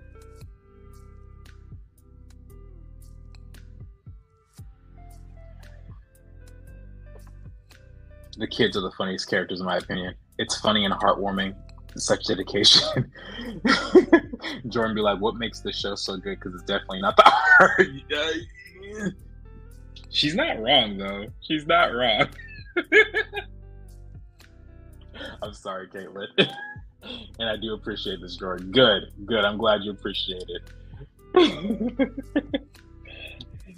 Yeah, I said something kind of like that earlier where I was just like unapologetic about my not disdain necessarily, but just my lack of impression or being impressed by something.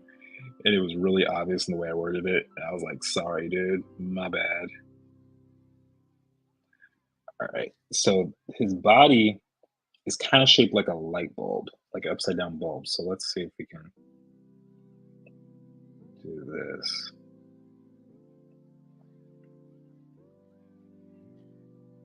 And then,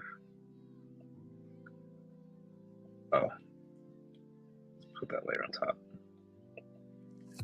Okay, and then it looks like legs can either be straight up and down or kind of bent like in this version, but he's hidden, so I'm not going to do that. We're just going to do straight.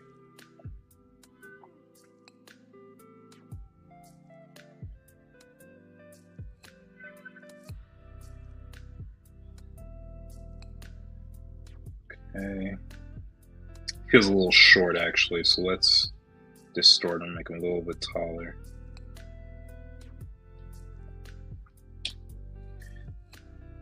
All right.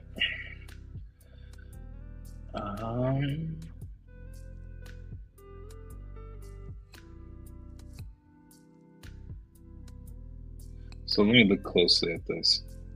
It's mostly round shapes, if that wasn't clear. Mostly very soft shapes. It's also very minimal lines. There's very few lines in this. There's like no details anywhere on them. None on the shirt, the dress. There's like no logos or anything. So that makes it pretty simple. Yeah, she even has sides to her glasses. I think the thing for me that kind of throws me off is just the way the eyes are. That's always been the thing that kind of freaks me out a bit. So their eyes are not quite circular. They're slightly taller ovals with just a dot. And they have the thinnest line for brows. Their noses look like they took a book from Squidward, took a page from Squidward's book.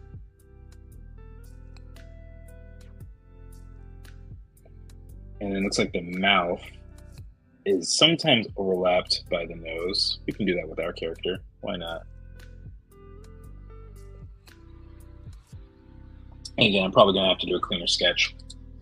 They have an episode that has a bunch of different styles because they had fans send in art. So the episode is made up of the fans' art styles. It's the brunch episode, I think. That's pretty cool. That's pretty awesome. I like when shows do things like that, that fan service. Okay.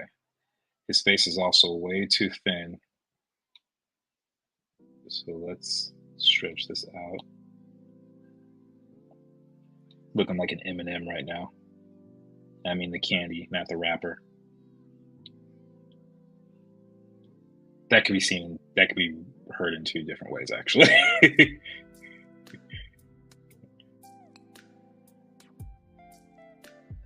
All right, so one thing I do like about this that I'm probably gonna incorporate is just how big that chin is. Like this section of the chin is really big. So what I can do, that's probably why the smile actually goes up, but by the nose. So let's do this. Let's push this up, and that'll give us some time to really incorporate that. He's got these little ears.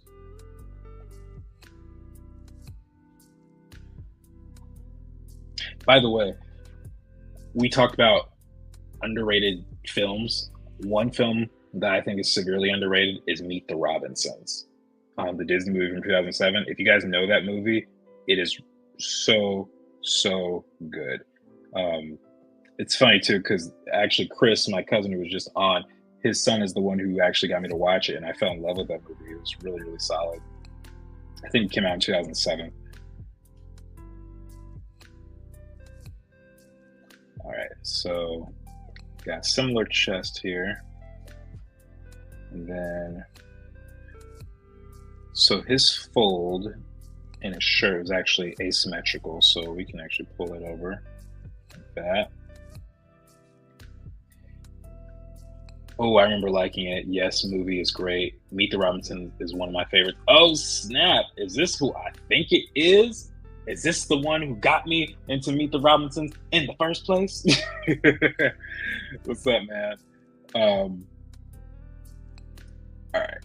Let's see. So we got these long sleeves. The sleeves have virtually no detail. They don't have shoulders really either. They have, I don't even know what to call these, but these aren't shoulders.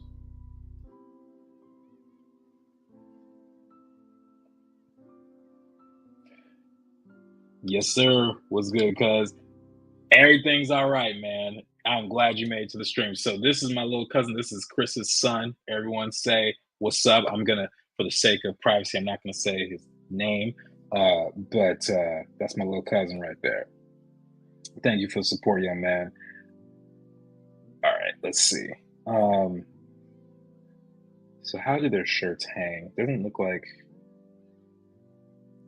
there's any serious overlap. So one thing I'm noticing, unless it's a situation like this apron, the pants and the shirt kind of go hand in hand. They just kind of connect.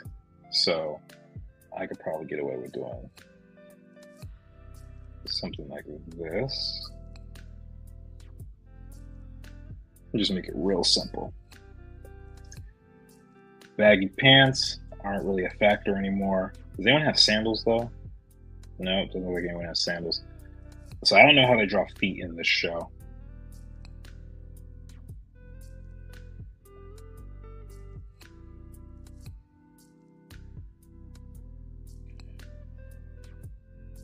I lied so many times in elementary school and said it was based on my family.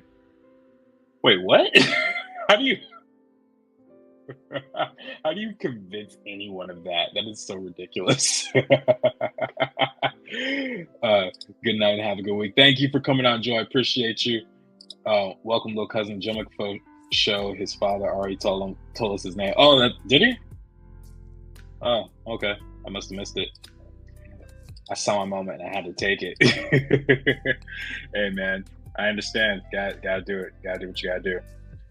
Okay, so let's do the hat. I don't know. Okay, who can tell me if there's a chef hat in the show? I know Bob's a chef, clearly by the title, but does he wear a chef hat ever? Because I want to find some reference if there is any.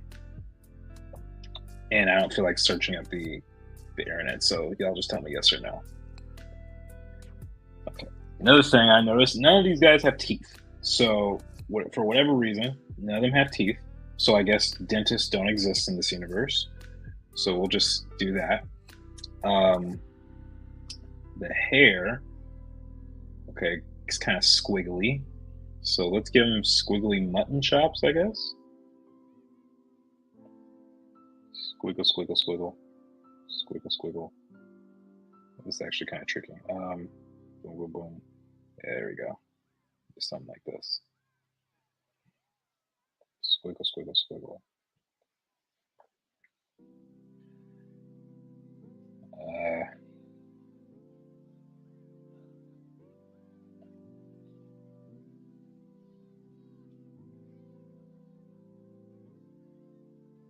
Okay, let's get rid of this right here.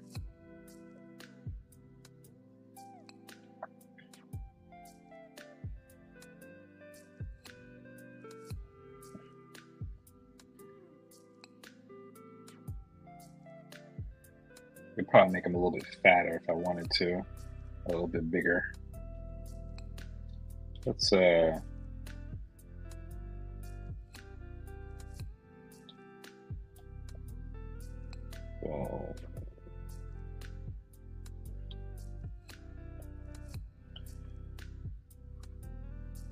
what do you tell them about the singing frogs? I'm curious.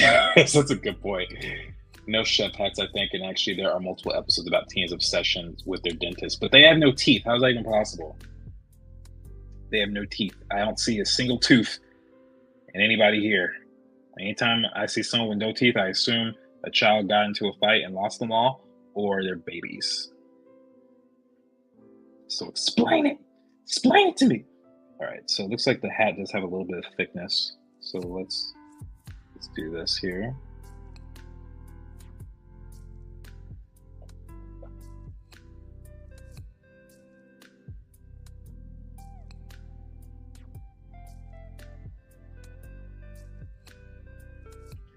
All right, and then the chef hat.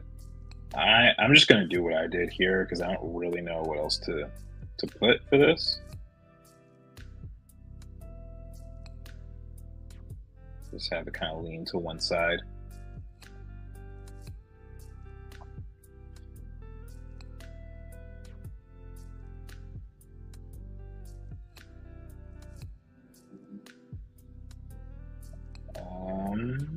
I guess this would overlap here.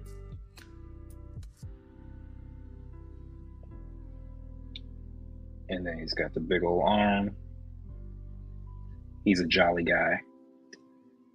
All right, and then for this arm, I can kind of just mimic what's happening with Teddy on this side over here.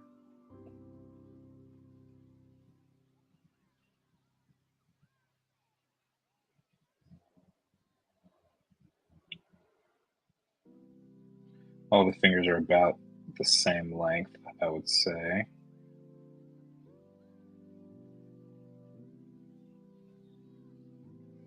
Some slight overlap with that thumb.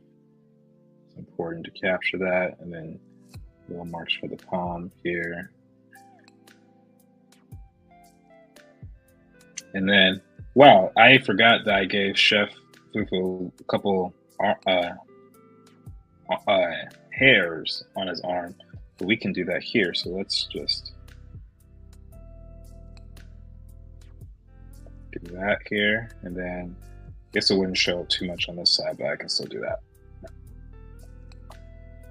And can I cheat? Yeah, let's cheat.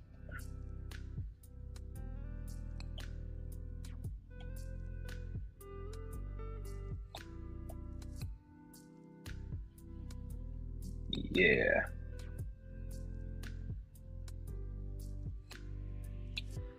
Sue me for cheating. Bam.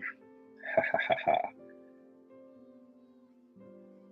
Work smarter, not harder, as they always say.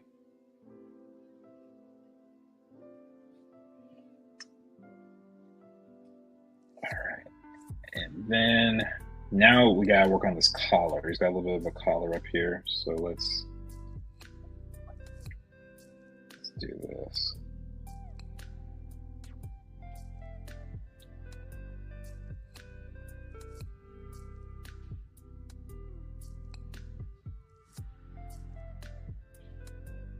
Caitlin, how are we doing on a scale of 1 to 10?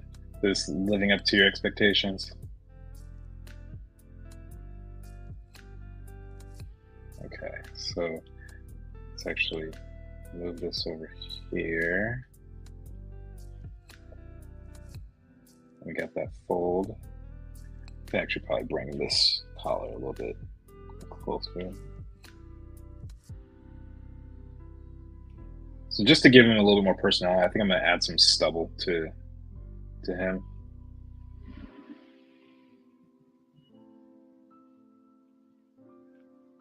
Looks great. 10s across the board. Excellent. All right, because this is all for you. So I had to make sure I had to check in and make sure you were falling in love.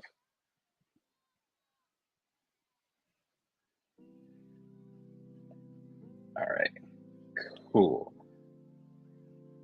Let's do a little bit more cleanup right here.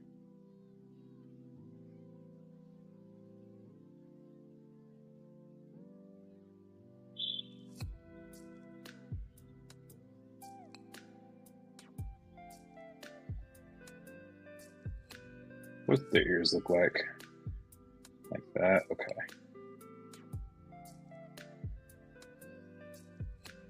Probably a little more round than I made it.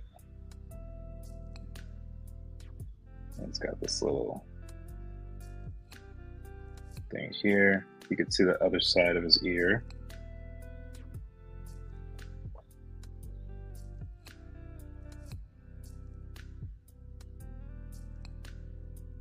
Okay, let's do a slight little fill.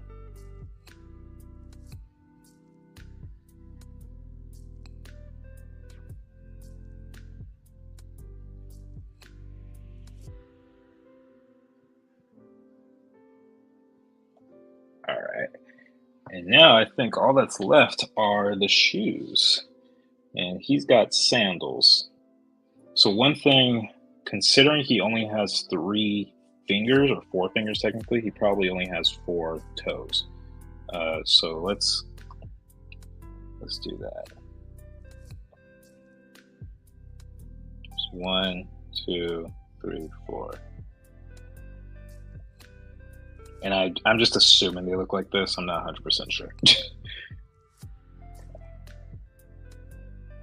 Let's see, do they have any width to them? No, they line up with everything, it seems, for the most part.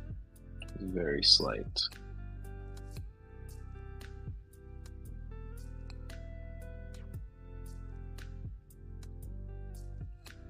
Let's fill that in.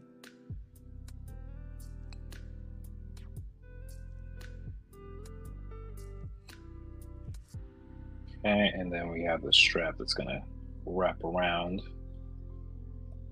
I'm gonna match the direction again. And do they have fingernails or toenails at all? I would assume not. Yeah.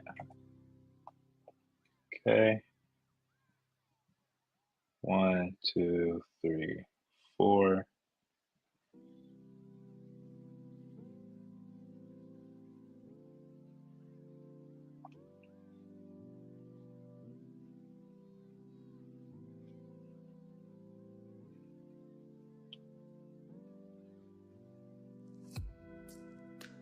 So when I'm creating a character like this, I have to just go.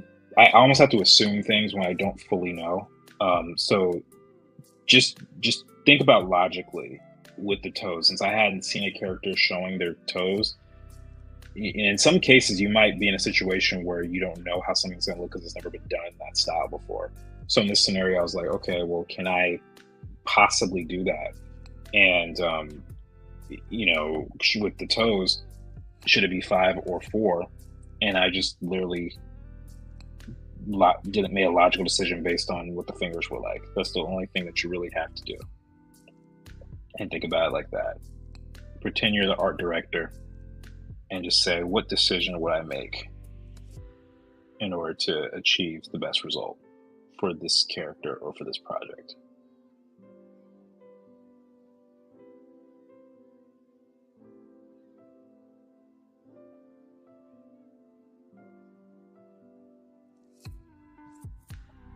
All right. I think that's close. Oh, a couple details. I forgot the details on his sleeve, his logo, and his watch. Okay, so let me put those in. We can also make them a little bit more pudgy up here.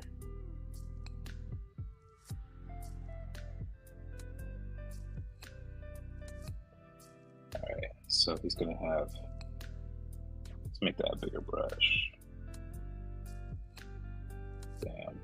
So they don't really have details on their shirts at all, but it's okay.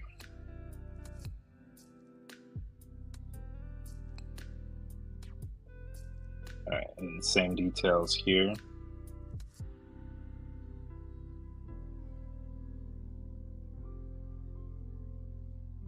And here.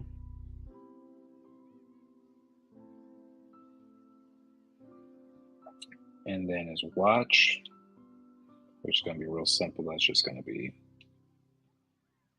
a wrap around his wrist because you want to actually see the timepiece.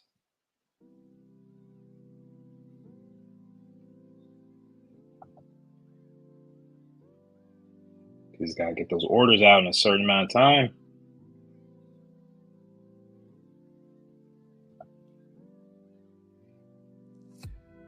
You know, I just thought of maybe Pork Chop is like his delivery service. Fufu looks great. I haven't watched Bob's Burgers, but I would totally believe this character is in there. Add the flat colors just because. All right, we can add some flat colors in there. I have to pull up.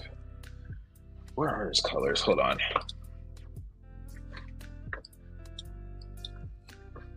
Hold on. Let's see.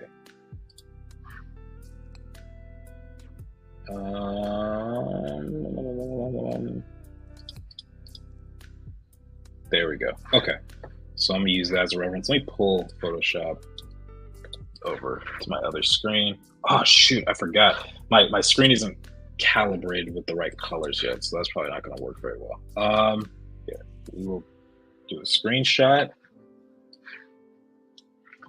And let's see if we can do a, whatchamacallit, airdrop.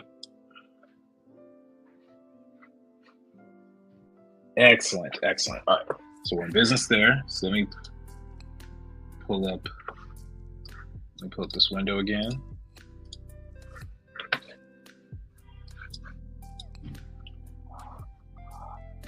Kids in Oklahoma public schools aren't the brightest, never pieced it together. Oh my gosh. You're a menace, man. You're a menace. All right, so let's just color the lines black for the sake of it. And then I don't think we need this layer at least. Let's replace that with this.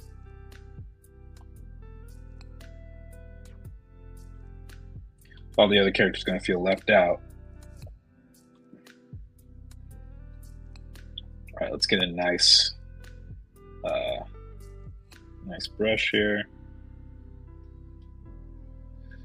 Make it nice and large. There we go. I probably could do this way faster, but it's too late. I already started.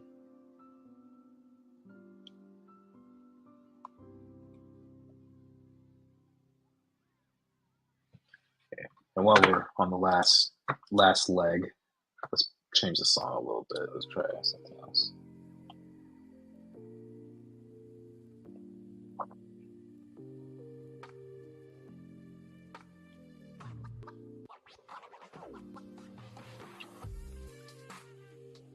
All right, can I do this? Let's see if I can do a selection. Really?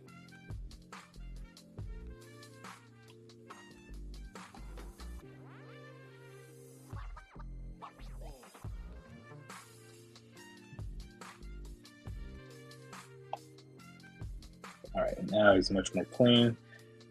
Let's get rid of a couple of these little areas.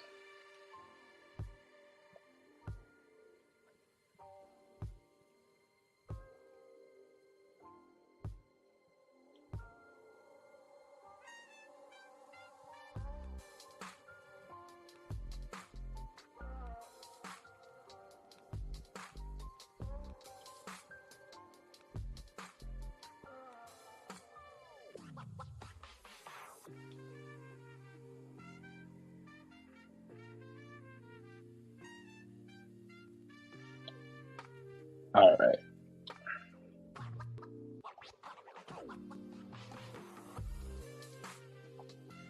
All right, so that's a skin tone. Let's lock that. And now let's plug in everything else. Looks like these characters have shadows and highlights too, so we'll have to pull those in real quick as well.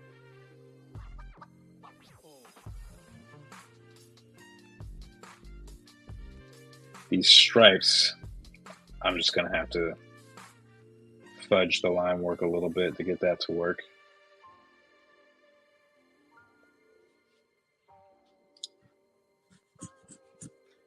How's that Spider-Verse book treating you? I know they got some gems in there. Oh man, first of all,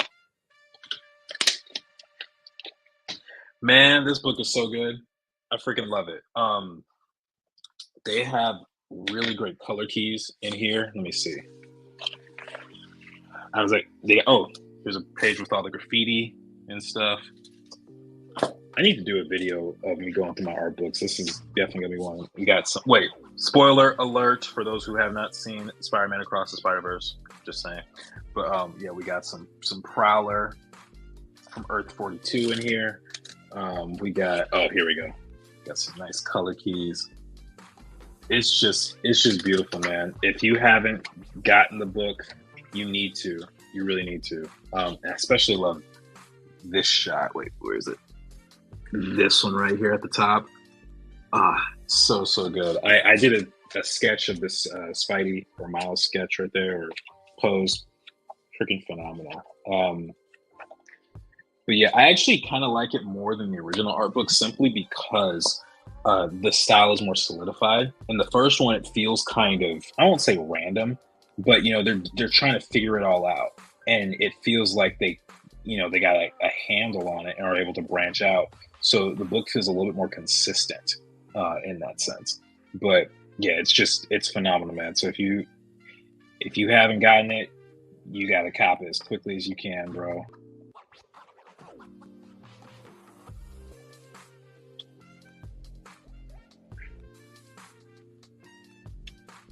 All right. Then we got the chef's hat right here.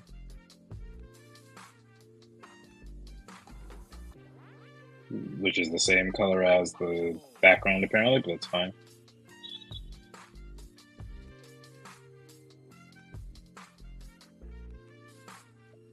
Let's get his eyes the right color.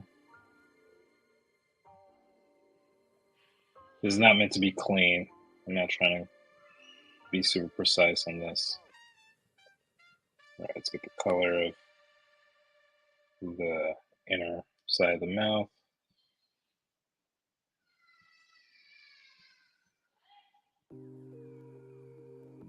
I just heard some child wailing. She is not a happy camper. Poor little girl. All right, we got tongue. And then the watch too. So let's get that watch.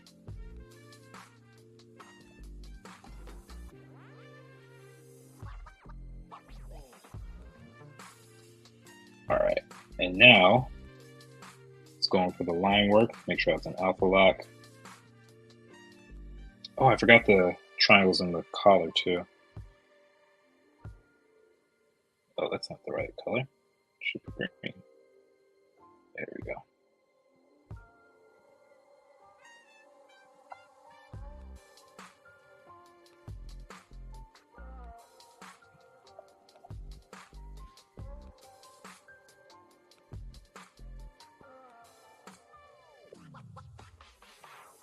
All right, then let's go here.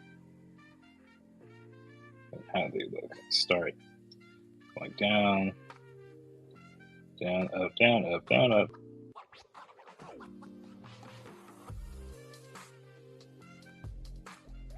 All right. Did we cover it all? I think we just about did it. So Bob's Burgers experts. I think there's only 2 in here. How did it go? Let me see.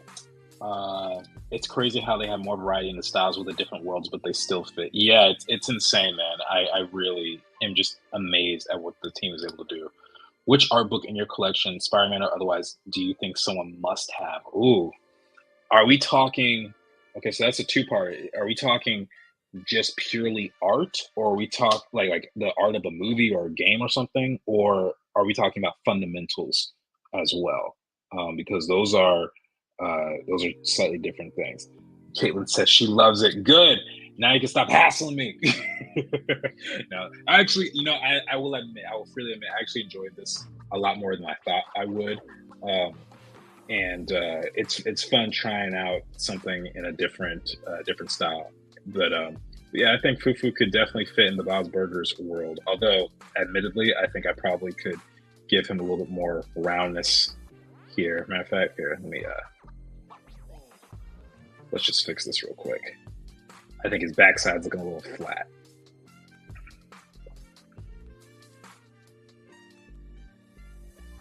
Yeah, there we go. Looks great. Okay, good, good, good. You can give one for fundamentals and one for the art of the movie. Okay. Oof, that's tricky. I'm sorry, I don't want to be like facing the back, but I'm trying to see. Let me look at my shelf. Hold on a second. Here, I'll even do this. So you guys can see where I'm going. I'm just right here on my shelf. Oh, that's such a tough question. I mean, I got it. I think this book right here. Okay, so the second book I have, I don't have a physical copy of, but I would say Figure Drawing for All It's Worth by Andrew Loomis is a necessary book for figure drawing and fundamentals with that. There's plenty of perspective books, I would say. The one I just got actually is really solid. This one is Framed Perspective Volume 1 by Marcos Mato Mestre. I also bought volume 2 of the book, which goes into more character stuff, I believe. I haven't read it through yet. But the book, when it comes to the art of a movie or a game, you guys probably guessed it, but it is this right here. This book, Art of the Animated Series for Avatar: Last Airbender, is essential. The reason I say that is because it goes through how they created the project in general, like the story behind it, the thought process behind everything. Obviously, it's got things like the pilot episode. It's got some amazing artwork for the animation studio. They talk about how they design different things for the characters and backgrounds and stuff, and it gives a very full explanation. So you leave the book with a solid understanding of how to create an animated show. And this book is so well loved and well read that the binding is actually kind of weak, um, so yeah, I had a feeling you'd say a Loomis book. Yeah, man, that's like my fundamentals right there. So you ask me questions like that, it's like I gotta go back to where I started from. And this is actually probably one of the first art books I ever bought. I've had this book since I was 15, so I've had this I've had this book for 13 years now, and I'm never getting rid of it, especially because I got it signed by all the creators. But yeah, you got let me see, Brian Canezzo, Mike DiMartino, Ryuki, and Joaquin Dos Santos. He also directed Spider-Man Into the Spider-Verse, or sorry, Across the Spider-Verse. He was involved with that. So yeah, those are my books. But good question. So this is probably the longest stream we've done so far, but we're gonna wrap this up. So here we go. Just a quick review of what we've done today. We did Chef Fufu in the style of Bob's Burgers. We did Atana in the style of a Disney princess. We did Mashaka in the style of the Boondocks. And we did Aletha in the style of Jeff Wamister. So thank you all so much for joining me today. I really appreciate you guys. Next week, we'll do some figure drawing. I'll figure out the poses and all that stuff. Feel free to draw along with me. And maybe I'll even post a link to my my Pinterest with my figure drawings in the description so that you guys can do some sketching with me. But Yeah. Mark says, okay, thank you. Great stream. Don't forget to like. See you next time, Joe McPhil fam. This was a good stream. I'm glad you all liked it. I enjoyed drawing with you guys. Take care, everyone. I'll see you next time. Peace.